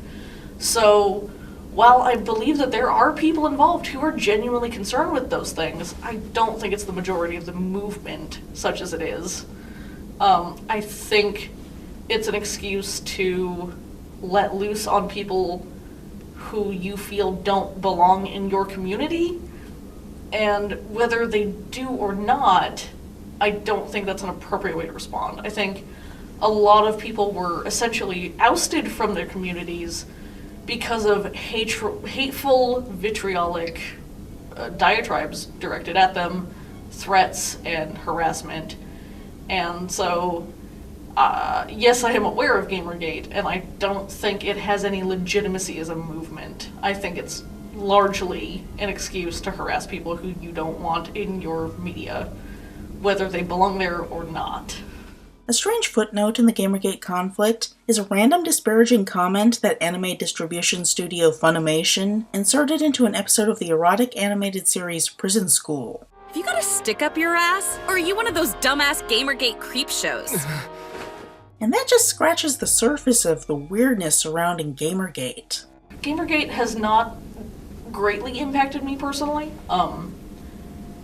It's driven home that people like myself, who are not straight white cis dudes, meaning, not trans, not attracted to the same gender, not of any other minority, which make up a great percentage of the vocal population of gamers. It just kind of drove home that they will not respect people like me in the same way that they would respect the people who were like them. And I'm not saying that we have deep fundamental differences in who we are, but just people who do not identify with their perception of what should be in the community are going to be treated poorly in general. So it is a concern for me. It did highlight that people who participate in things like Gamergate are going to be very vocal about opposition to what they consider breaking the status quo. Whether it's truthful or not, I couldn't necessarily say. I do know that there's a great deal of women and minority individuals of all sorts within gaming, both creating and consuming, but generally quieter because of things like that. So it has kind of driven home that I will not necessarily be welcomed wherever I go. But it hasn't negatively impacted my drive to continue being a part of gaming. It has just kind of solidified that I need to create my own circles where we decide what's acceptable and what's not regarding behavior towards others. Generally, as a female with a minority background, I have felt unsafe or the need to be cautious every time I leave the house. So when I found out that several people were being harassed just for wanting any sort of equality or representation, yeah, it made me feel unsafe. Now, I don't play the majority of video games, and I don't interact with people online outside of Facebook, specifically because I know that some people are terrible people. If I were in the industry, I would feel absolutely unsafe. I would feel as though I had broken into like an old school fraternity and I was about to get hazed. It's just not. It should be better than it is, and it's not. So. Gamasutra blogger Lee Alexander spoke out against Gamergate and coined the anti-Gamergate mantra, "Gamers are over," meaning that gamer as an identifying label needs to go away because games should be considered for everyone. I disagree. I think the term gamer has use for people especially into gaming, the same way that bookworm works for people especially into reading. It doesn't have to be used in a snobby way. I have many students here who are gamers. And I would define a gamer as a person who plays 6 hours a day or so. But that's a slice of the definition. I'm a gamer. I don't play 6 hours a day. But the other part of the definition is you really can't wait to get back to the game. So if I know that I have something that I need to do in a timed game at 4 o'clock, I'm eager to get home and get to the game at 4 o'clock. To me, a gamer is somebody who enjoys playing games, who enjoys, in whatever capacity, engaging with the community, and just enjoys the medium as a whole. Whether you're playing, like, Facebook games, or phone tap-to-win games, or Halo, or Neverwinter Nights, like hardcore RPG type of games. I think they're all equally deserving of the title of gamer because they play games, they engage with the medium. Now, gamer as a title has been used to kind of oust people. When an individual says, "Oh, I am a gamer," it has started to carry a negative connotation because a very vocal subset of people who play games have said, gamers act like this, gamers are this way, and anybody who doesn't match that isn't a real gamer. Being a gamer is the same as it ever was, but what people are calling it has shifted. And now it's typically broken down into communities like, oh, you play X game. I also play X game. We're X game buddies. It's like, oh, you're a fan of adventure games? I'm a fan of adventure games. Let's talk about adventure games. It's not so much, oh, you're a gamer, I'm a gamer, let's swap credentials. It became kind of formalized just from the very vocal people kind of taking it as their battle cry against people they didn't like. Zoe Quinn has been diagnosed with complex PTSD. Her memoir, Crash Override, has been optioned for a movie adaptation. Scarlett Johansson wants to play her. Have you heard of the Gamergate campaign? No, I haven't. Oh, okay. I won't ask. Where did Gamergate even come from? I would speculate that it has to do with changing gender roles in the 1990s, creating more of a division between toys marketed to girls and toys marketed to boys, with girls being dropped from the target demographic of video games. There was a large attempt in the 90s to make games for 8 to 12-year-old girls that were pretty and cooperative and aesthetically pleasing, and they just didn't sell. Women and girls were playing video games in the 1980s to the degree that Ms. Pac-Man was developed specifically for the female market. The original Pac-Man was also designed to appeal to girls, but it was based on Japanese gender roles about women liking sweet food, which didn't translate well in the US, so Americans didn't realize the game was telegraphing that it was for the female demographic. Nevertheless, girls responded very well to it, prompting the American distribution company, Midway, to make a sequel game broadcast as for the female demographic, with a character using the title Ms., created by the feminist movement to be the equal of Mr., without the connotation of subordination to a husband as is associated with Mrs. You know, to be honest, I played Miss Pac-Man before I played Pac-Man. I knew Pac-Man existed. When I played Miss Pac-Man, I called it Pac-Man. I didn't think about the MS at the beginning. It was always just Pac, because that's what I'd heard. And I figured, well, this must be Pac-Man. And I didn't think about the fact that she had a bow. It was just a little pizza cutout thing, eating dots, which I always assumed were delicious. And then little bouncing cherries. Like, I didn't care. If she was a feminist icon for the 80s, then the 80s needed better feminist icons, because she's just a circle with a bow on top. But I do like the idea that the only difference was the bow. She did the exact same thing Pac-Man did, just as well, just as fast. She had the same attributes, so it was total equality except for the bow.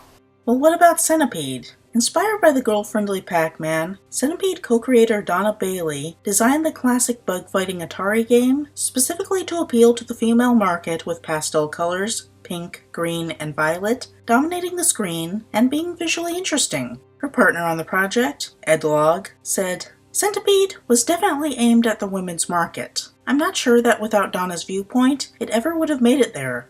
Despite backlash from co-workers, the game was successful with both men and women. Even the sexy ad is based on the idea that hot girls could be found playing it. So boys, you might want to play it because the hot girls are playing it. Today, it's considered a classic game. Active catering to the female demographic was present in the early 1980s, and it was forgotten, as Nintendo started a trend of rebranding video games of universal appeal to be boys' toys, relegating the pretty princess toys to the girls' market. In the sexual ads marketed to the male demographic, we can see the transition from sexy women playing games to sexy women being upset that men are distracted with games instead of having sex with them, reflecting the changing attitude of games as progressively just for the male demographic. Gaming became popular with insecure boys eager to prove their masculinity in the worst stereotypical ways, a sentiment often encouraged in contemporary marketing. Listen up! I'm not here to babysit your panty waist. I'm here to make you better Nintendo players. Look at that. Let me see. What's got these guys so excited? Unbelievable. Player's Choice games for N64.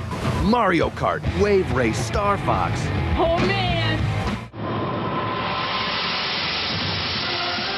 See, boys? It's not the size of your howitzer. It's what you do with it. Introducing Tiny Tank, the tiny tank with the big attitude. Excuse me. My heart is You are so totally whipped. I'm Brad. Let's ride a bicycle bill for two. Then we can go to the potpourri store and then go buy sheets. Would you rather be at home shooting a bazooka or watching a chick flick? Chick flick, bazooka. Chick flick, bazooka. Gaming gaining mainstream appeal in the early 2000s legitimized the culture of insecure masculinity being proved in the worst stereotypical ways, attracting sexists and making the community worse. Later attempts to shift the community toward the gender balance of the 1980s were then seen as an attack on the status quo, instead of an attempt to rectify a skewed situation. In addition to her gender politics, Anita Sarkeesian's call for nonviolent games superficially resembles the like of Hillary Clinton, Janet Reno, and Jack Thompson, reviving the gamer fear of legal intervention, though never to my knowledge has Sarkeesian supported any kind of legal restriction. I am a self-professed feminist, and I believe in equality between genders. We're all right now clamoring for change. And if video games can't keep up, then it's only a matter of time before we find a different outlet and a different way to spend our money.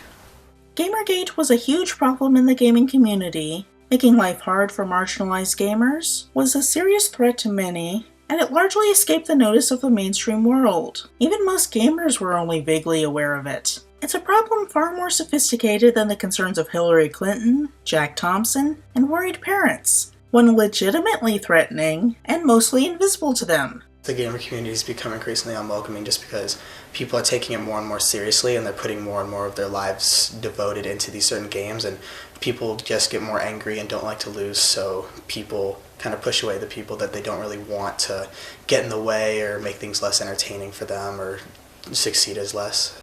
Gaming communities still very welcoming. Gamers as a whole are very welcoming and still want to engage on some level with each other and with the games and media. But gamers, as they have decided to co-opt the label, tend to be less welcoming if you are not like them, but they've also kind of formed their own insular community by doing so. So, as a whole, still just as welcoming as ever, still wonderful people that you should try to get to know. But if you find a group of people who scoff at others for not being real gamers, run. I think the gaming community, personally, I feel like it's actually gotten better, just because there's so much more to it. Like, a few years ago, I feel like it was just all about, like, you had to be super, super good or don't even bother. But now with, like, you know, you have Xbox Live and PlayStation Online, and there's literally game shows and, like, or TV shows designated just to video games and stuff. So I feel like it's a balance of counterbalancing, like, competitive gaming and, like, for fun gaming. And I feel like that they kind of do a good job going hand in hand. And I feel like gaming as a whole is trying to get more people interested in it, but there's definitely still a fine line between competitive gaming and, like, the average gamer. I feel like sometimes there can be kind of a clash just because people want to be good and they want to win, especially like in Call of Duty and Halo and stuff. But at the same time, you know, they want to be able to play, and it's fun to play with people regardless of how good they are. I think it's becoming mildly elitist, maybe. But I haven't experienced it being unwelcoming. That being said, I don't play a ton of games that are online and in a community setting. I play a lot more by myself. But I think as anything kind of develops from the system that it was originally, whereas, I mean, in a very short amount of time, we've come a significant way with video games, and especially with the community aspect, it's going to probably go towards an elitist kind of group of people, and it'll probably bounce back from that at some point too. Like, it's going to ebb and flow, and people are going to find their place in it. And as I think video games are only going to get more and more ordinary a part of life as we go. So whether lawmakers or anything, don't like it, like, I think that as soon as our generation kind of gets into power, because eventually it's going to be our generation that grew up with video games, like, they're going to be like, no, video games are fine, like, it's okay. So I think as that progresses, it's going to just become kind of the norm for video games to be part of life, and I think any elitism will still be there, but it's there with any part of life too. So I think it's not unwelcoming, but not necessarily warm and friendly either. As someone who hasn't participated in the gamer community much in the last few years, my answer's maybe not as current as it should be. I never felt ostracized in the gamer community. I was not one of the players that participated that was very good, and I never felt unwelcome. So from that perspective, I've never found it to be an unwelcoming community. I could see instances where maybe it could be, but I think that could happen anywhere in society. I'm the kind of person that would just ignore them, the people who are let's say, living in the last century. For example, if somebody tells me I can or cannot do something, I'm going to determine whether or not it's something that I want to do. And if it is something that I want to do, I'm going to do it anyway, unless it breaks the law.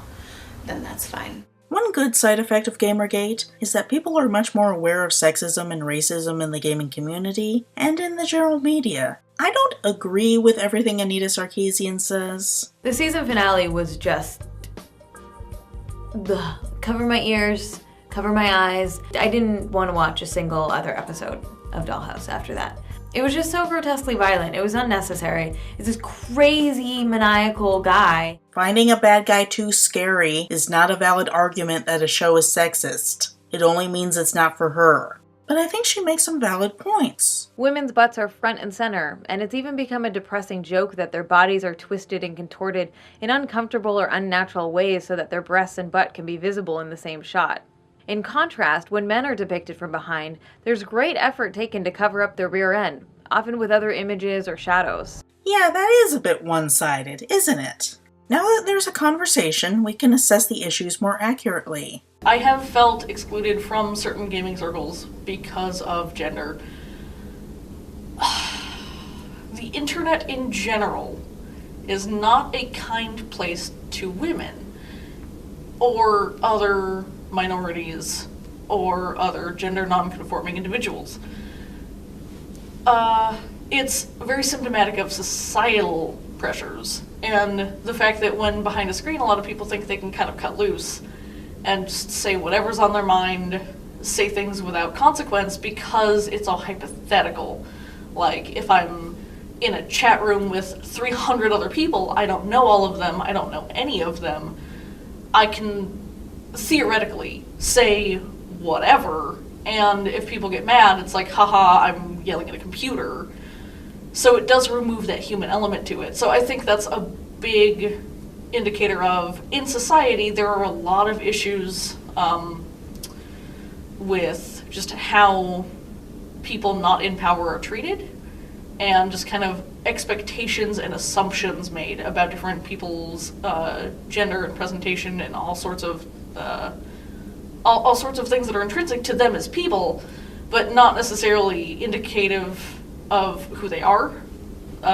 For me personally, the issue with being part of online groups and being part of a gaming community, I am seen as female. I actually am agender, neither female nor male. It has affected me in that I don't necessarily feel like I should tell people that because of the negative reaction it will garner. I don't feel like I should tell people that I present as female. It doesn't have so much an impact now, but back a few years ago, before I really realized kind of what was going on gender-wise, I didn't want to tell anybody online that I was female because I knew I would just get the slew of stupid comments, very inappropriate, both rude and like sexually suggestive, and just generally gross, because it's people who think that kind of humor is funny and don't see the people on the other side of the screen as human. Now, that doesn't necessarily mean that all gaming communities are rife with it, and that doesn't mean that every community is like that. I have been part of plenty of very welcoming communities as well, but it is a consideration when I am playing games or when I am introducing myself to others within the gaming community, both in person and online. It's very difficult to kind of suss out, are they going to react positively or are they going to start being jerks for no reason, just because they think it's amusing and don't really see me as a person. So it has been difficult. In general, I've found many communities that I'm glad to be a part of that don't do that to any significant extent. But it has been a consideration in the past, yeah. People look at me and they don't think that I play games in general. I have helped when I work at Bed Bath & Beyond. I'll see somebody come in and they're wearing like a Dragon Age shirt or something, and I'll ask them which one was their favorite, which character was their favorite, and they think that maybe I just watched someone play. So like, no, I've played it all. Trust me. And that's not just with video games for me. That's like comic books too. But a perfect example was when Arkham City came out. I had everything. I had the shoes, I had the suspenders, I was talking about it constantly. Batman Arkham City was my game. And people thought that I just thought it was cool. because I'd seen somebody else play. I was like, no. I can tell you exactly how to grapple properly and exactly which button you have to press to get detective mode. I know how to solve each of the problems in that game. I've played that game. Like, oh, well, you're just playing it because you're jumping on the bandwagon or because your husband plays it. No, he plays it because I played it. I'm maybe female, but I'm still a fan of Batman.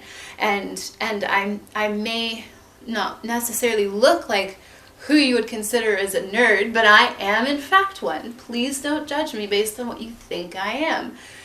I define myself, and people don't necessarily get that. It doesn't occur to a lot of people that I would play those games because I'm looking for strong characters or that I'd be interested in them. And the truth is I would be. If they could just make a Buffy the Vampire Slayer video game that was worth playing, I would play it every day, every single day. With an understanding of the problems facing the gaming community, we can address them and make things better for the future. With people like Alec going into the gaming industry, we can expect a greater diversity in games content that I am confident will ultimately be reflected in the gaming community. I think that with more people creating the types of media that they want to play and participate in, the situation is getting better, yeah.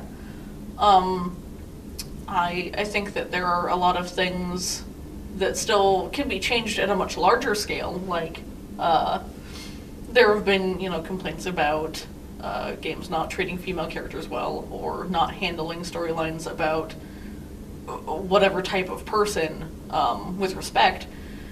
And those are all valid criticisms, so I think if everybody kind of takes a look at that seriously without just dismissing it out of hand because it's hard, it's never fun to be told what you're doing is wrong.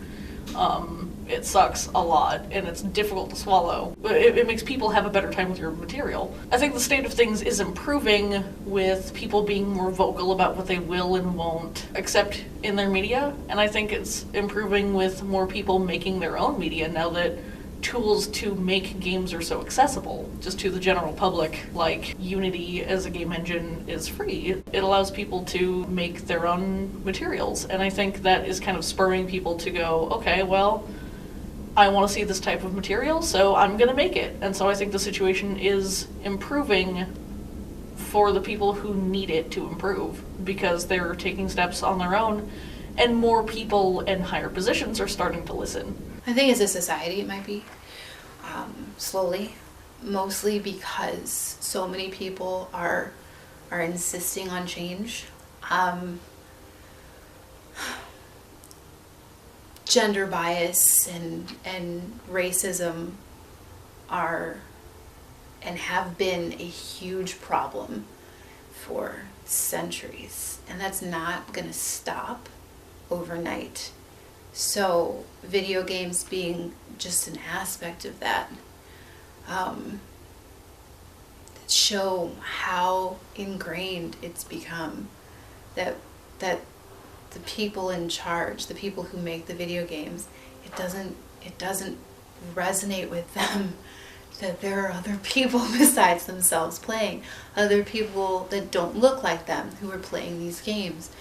I think it is changing though, by sheer virtue of the fact that people are speaking out. These men and women who are not asking to be a part of it, but demanding their opportunity to show the world that a video game can be more than just one denomination or race or culture is important, and showing them that there are different types of game. It's not just first-person shooters and good guys versus demons or good guys versus aliens. There are whole plot points and stories. These things are happening. They're changing. I think that as long as we keep trying for that change, we'll get there. That's how it works. You always keep trying. You never settle. You always want to be better than you are. We don't evolve as a species unless that's what we do. People can make games more welcoming if they just kind of relaxed a little more while they're playing them, goofed around a little more, and didn't take things so seriously. It's like, your life's not going to end if you don't do well in a game. So you can say welcome girl gamers into the games. I know that they sometimes go through struggles to get accepted into certain groups, but I've met some really good ones. So welcome more people, more diversity, more age groups, and I think it could go well.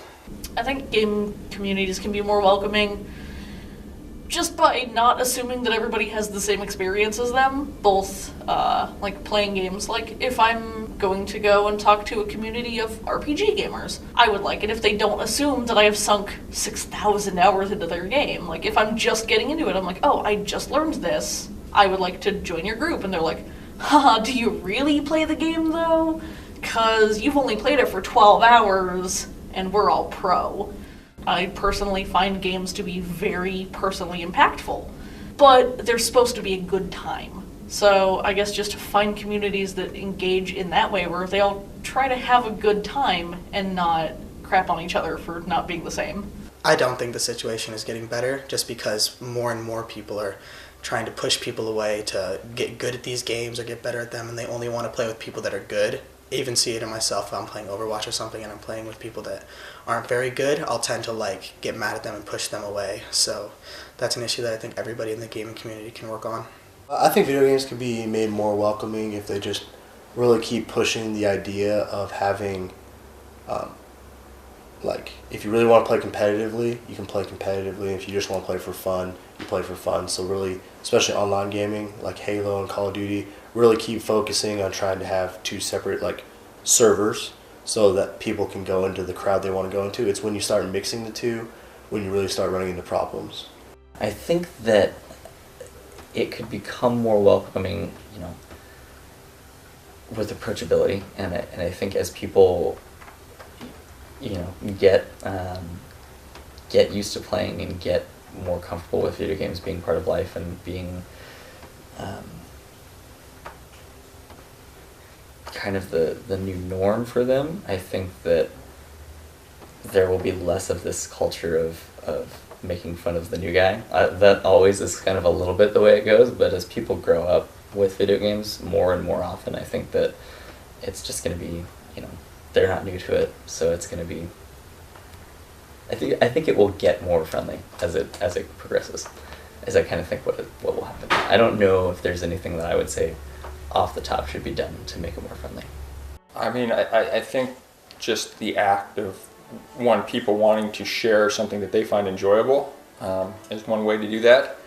I think sometimes separating out the people who are wanting to be super competitive versus somebody who's just there to, you know, have a little fun probably is a necessity for people feeling welcome. Even with a massive problem like Gamergate, it's not the game's fault, it's the players. There is no need to introduce any special law. Law enforcement just needs to do their existing jobs better, and the games have never been a threat. The parents' worries have always been unfounded. The games may reflect a toxic gaming culture to some extent, but they can be cleaned up, and so can the culture. What gives me hope for the future is that video games are coming out with all kinds of different genres, and some games that you wouldn't usually think were too popular are starting to become more popular. So people can kind of enjoy those and welcome people just to have friendly little games and stuff with those instead. What gives me hope for the future is making games and being an active part of these communities. That's my main drive in learning to make games. You know, there's that quote about being the change you want to see in the world, and it's not quite as cheesy as that, but when people tell the people in charge, hey, we don't like what you're doing, we would like you to do this other thing, often the response is, well, why don't you make your own? Well, now we're making our own. My goal is to make games that I want to play. The types of media that don't exclude people. It's hard, but I want to try to listen to people who say, oh, you did a bad thing, you should make it better. And so my hope for the future is that more people like me will get out there and continue making media that they want to see and be respectful of different opinions, and we can kind of break down this hierarchy of AAA games that sell really well and then independent games that are peanuts. I think already that stratification has started to break down, and there are much more independent game makers doing very well. What gives me hope is the continued sense of community that games have, putting my own work out there for critique and for other people to enjoy. Because the biggest thing for me is that gaming has always been social. It has always been a family thing for me. I grew up playing with my siblings, I grew up playing with my mom. Even now, as an adult of 25 years old, my mother and I have weekly online video game nights when I have the time because of school. School always comes first. I really hope that the growing generations and my generation can do a really good job of just continuing to educate people on video games and keep trying to foster a good environment for video games and keep trying to shine the bright side of video games on. I definitely think there can be a bad side to gaming that can be outcast to people.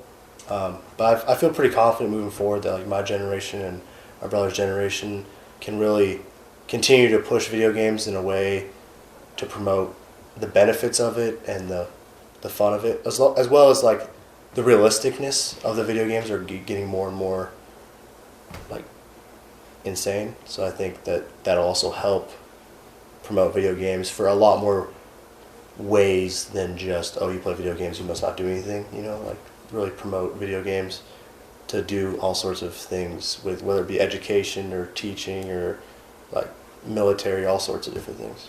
The future is, I think it's going to be good. I'm an optimistic person in general, so I tend to lean towards that, but I think that we tend to blow things out of proportion, and we're figuring out a lot of our missteps now, so the media's running away with things and the sky is kind of always falling, but we're still here, and we're still kind of progressing as a species towards things getting better. So I think that as much as we tend to panic and freak out as human beings, I think that things will probably end up being fine. It's just, that tends to be the way it goes, and it might not be that way for everybody, but I think that for the vast majority of people on the planet, like, things are getting better. So I think that will follow suit for gaming and for everything. I think there's a lot of hope to be had for the future of video games. I think that it's something that's going to become more and more a part of our life instead of less a part of our life as virtual reality becomes increasingly more realistic. I think that gives you hope for being able to do a lot of things that maybe you otherwise couldn't do. Maybe someday I'll know what it's like to play quarterback for a professional football team and have that feeling where, otherwise I definitely wouldn't be able to, understand or enjoy something like that.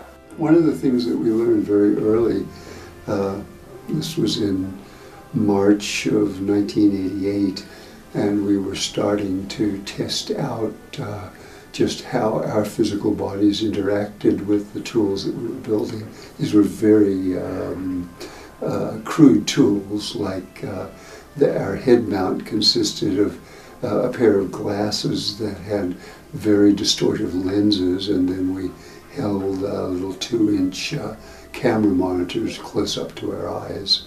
Our bodies were very sensitive to exact calibration, and our imagination was completely fluid and flexible. It was very fast and very easy to have your mind turn you into something different. So by putting, for instance, sensors on your hips and showing an image of a lobster that had arms on your hips as well as your legs and arms, you could have 6 appendages, and it would take 15 seconds to get used to them, and another couple of minutes to actually master moving around as a lobster. The same thing happened with just reach. The length of your arm could be extended sort of like Plastic Man, and if we distorted the image by making your reach in the image in the virtual environment reach a half a mile, then it was real easy to feel as though you were capable of reaching into vast distances. The people who are fighting for something new and innovative and won't settle until they get it, that's what gives me hope. Games are works of art, as legitimate as books or film. Sometimes crappy art, but art nonetheless. They offer powerful immersive experiences, and new kinds are coming. Even Sarkeesian's style of games without violence that can still have their quality. Penn and Teller's snarky Desert Bus makes its point about censorship, but it's ultimately a flawed assertion. A game about realistically driving a vehicle sounds awful, but this could be made to be entertaining if the creator cares. Jalopy is an in-development game about driving a car, specifically a Trabant 601, over a relatively featureless landscape in the Eastern Bloc. Players collect supplies and focus on maintaining their breaking down car in a very mundane way, far from the escapist flights of fancy that we have come to expect from video games. It nonetheless gives players an interesting experience. Even if there's a lot of work involved that resembles real-world boring activities, it captures the spirit of being on a road trip, in an environment inaccessible to players. Even as they do mundane things, players get to have an experience that resonates. Several early access reviews indicate that players like it, even though they're not really sure why. One reviewer writes, "Boring as all hell, yet somehow fun to play." In contrast, players of Desert Bus just find it amusing how bad it is. Desert Bus for Hope player Graham Stark describes, "It doesn't bother me as long as I don't think about it. If I do think about it, it's goddamn awful."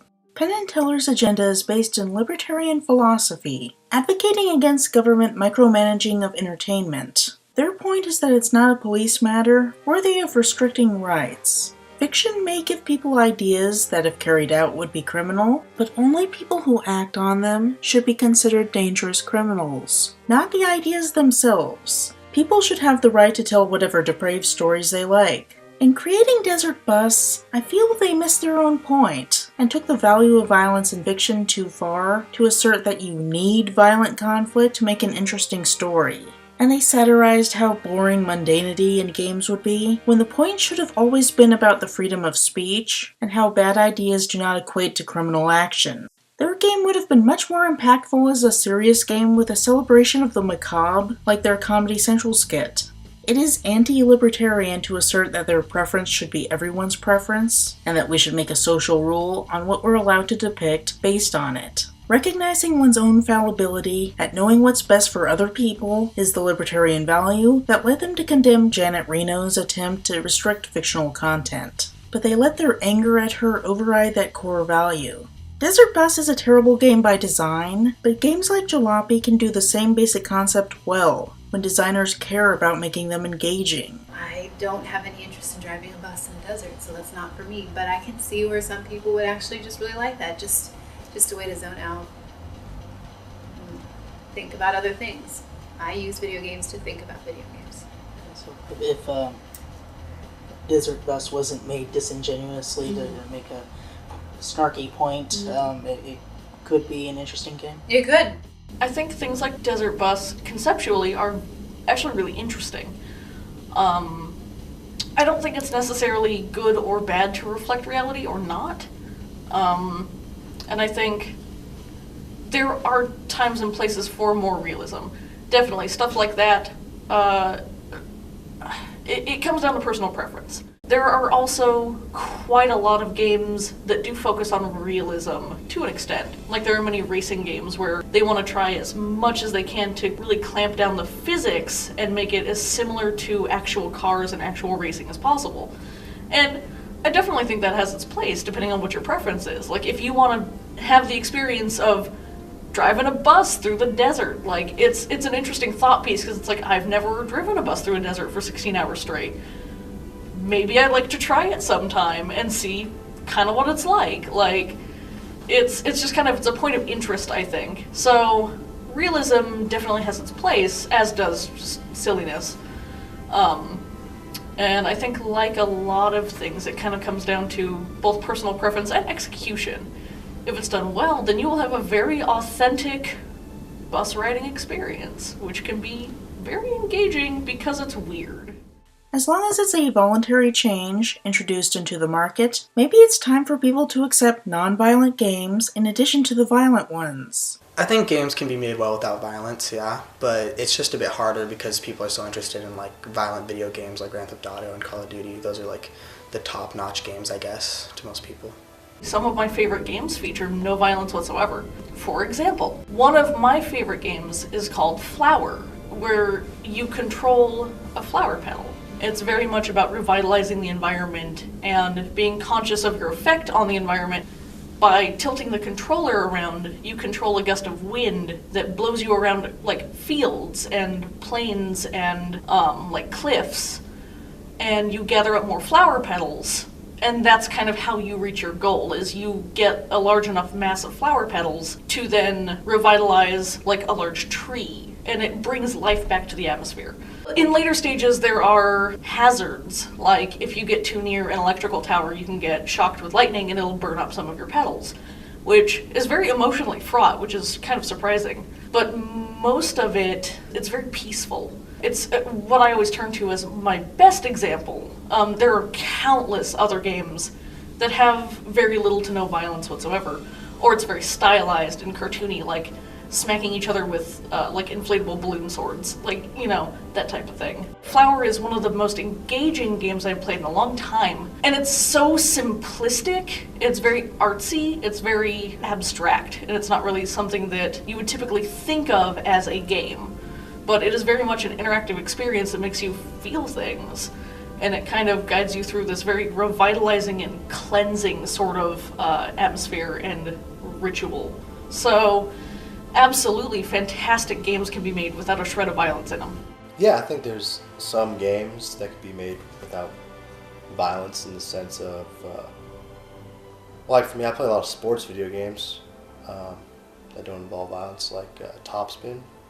No violence in that one. That one's a lot of fun. So I think you can make games without violence and make them fun.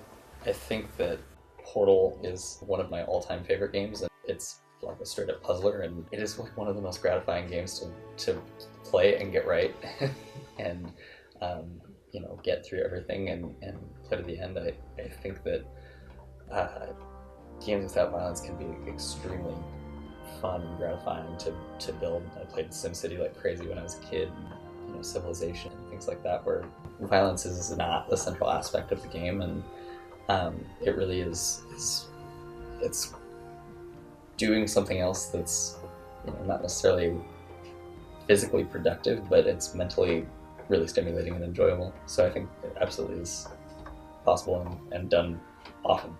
Yeah, of course. I mean, can you write a book without violence that's good? Can you write a movie without violence that's good? Yeah, of course. There are plenty of books out there where there isn't necessarily any violence, and they're wonderful books. You just have to make those video games. One question is whether games are being defined by the market or by their design limitations. Certainly non-violent games haven't marketed well. Even beautiful games haven't marketed well. One thing I had experience with is putting out a number of games that were highly constructive. You had to use a lot of creativity to build and design the environments, and that turned out to be zero interest. We sold about 1,000 copies of each of them. Now move up 20 years and you have Minecraft, and all of a sudden it's hugely thrilling to build castles and massive, broad expanses of environments that have entertainment value. I think it's important to have a diversity of games and game genres available, with a diversity of characters. I want a game where I can feel like I'm a part of that world. I am not white entirely. I'm not male. I don't identify as either of those things, and I am not a brawny jock type person. So I don't want to solve the problems in the video games as like an Olympic athlete, and I don't want the character that I'm physically pretending to be to sound like The Rock, you know, or Arnold Schwarzenegger. I want to feel like I have a choice and that I get to be a part of it. I want to immerse myself. So I don't really play that many video games because I'm not represented. Not everyone likes the same things, and sometimes people like to try new things. I like the intensity of violent conflict, but I can respect those who want something different. After hearing Alec talk about flour, I want to try that now, and I think that's great. People should be free to try new things, and it doesn't promote censorship just because some politicians have wanted to make nonviolent games mandatory. If anything, it promotes censorship to say that nonviolent games must never be made because you have a grudge against certain politicians. So I really love sports video games, like the Maddens and FIFAs and NHLs of the world. But I also really love first-person shooters, like the Call of Duties, Battlefields, Halo. They're kind of both neck and neck. I think my favorite game genre is probably RPGs. There's a lot of variety to them. The core principles of it are progression in some way where you get to assume the role of a character and then kind of follow the story that way. So it's pretty engaging for me, just storytelling.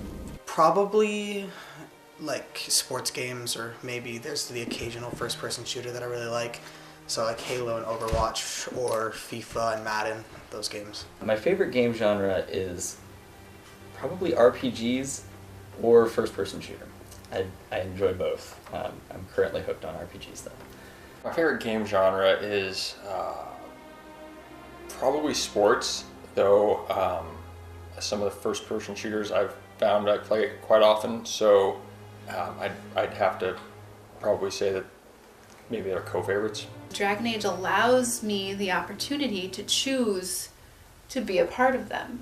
You don't necessarily identify as male or female in those games. You're just a person. And even if you have to choose male or female at the beginning, it's never said throughout the game, unless you want to. You can choose to identify as an individual, a unique individual. And yes, it's got several tropes that you are stuck with, but it's amazing the level of variation you get when you factor in the possibility that there's more than one type of person. So I think that there need to be more video games like that. We all learn differently. We are different people as a result of being unique and individualized. I would have had an easier time trying to figure out who I am if I had played Dragon Age when I was 14, to be honest. It would have been easier than trying to figure out, okay, I'm a girl. I'm kind of white, I'm kind of black, I'm kind of stuck like this. That's not necessarily the case with anybody. And a good video game with well-rounded characters gives you the option to help you figure out who you are. Do I have a favorite video game? Right now I'm playing Boom Beach, which is interesting because it's designed to take time. When you get up to the higher levels and you want to buy an improvement, you have to wait 3 days. Personally, I like first-person shooters like Halo because I think the game mechanics are very easily understood. You've got a targeting reticle on the screen, and you fire when an enemy is there, and cease fire when an ally is there. And interesting additions like enemies fighting back in various ways can be stacked on top of that core mechanic. And it's easy to fit that into a compelling narrative about defending your home from enemies, be they aliens, the forces of hell, or real-world antagonists like the Nazis. I'm sympathetic to concerns about fascist influences, but that issue is part of a greater movement in American culture than video games, and you can reject it and caution your kids about it if you're mindful about it.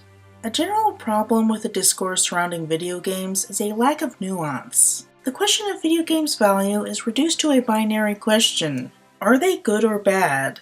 Do they promote violence or nonviolence? Fascist or not fascist? Sexist or not sexist? Racist or not racist? The only good answer, in my opinion, is the Japanese word mu, a Buddhist concept meaning to unask a question, because the question itself is based on flawed premises.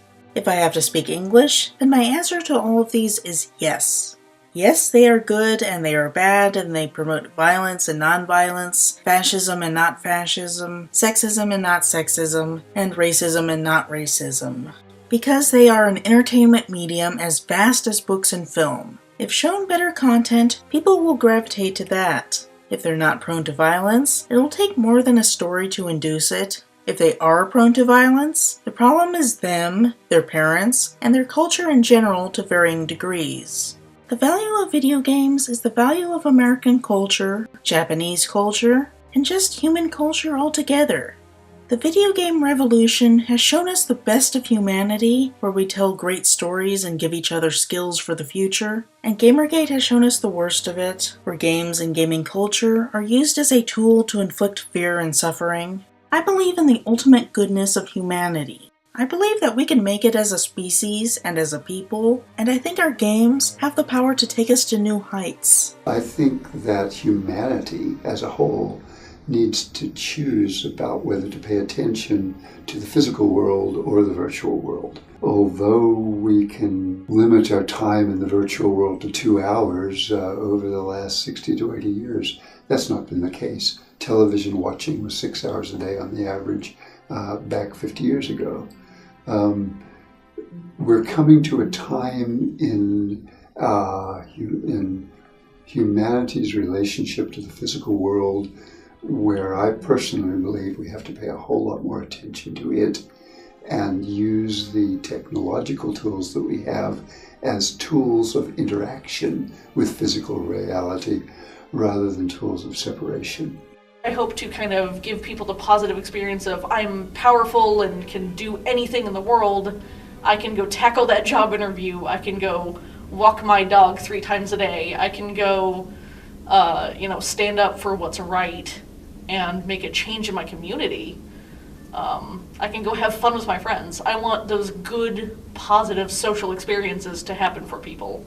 Whether it's just talking about, oh, have you played this new game? It was really fun, let's talk about it and make new friends, to let's all get together and use this game as a tool for good and maybe start a fundraiser based around us playing this game. And so I think that's what gives me hope for the future, is that things like that will keep going and keep perpetuating, and more people will be able to engage socially for good and just have a good time, whether it's they feel better after a crap day or they, donated money to fight cancer. Like, doesn't matter. Anything in between is A+, and I think that's really kind of the heart of gaming now. Whether it was or was not to begin with, I think that's where we're headed, and I'm really stoked for that. I think the applications for augmented reality and virtual reality are exciting. I think they could be really fun. So I think as things go, I think it will actually be a really big help. And I think people being able to make their work fun and being able to kind of challenge themselves in new ways, I think that is an untapped resource that we could really benefit from. So, yeah, I think it could be really cool. I remain positive about our uncertain future. Art will influence all of us, and games are a powerful art form. Most people are fundamentally good, and I know we will, with effort, progress to an increasingly respectful and wholesome society. Our games will reflect that, and they will cyclically move us forward in their own wonderful and sometimes gruesome way. And that is the ultimate value of video games.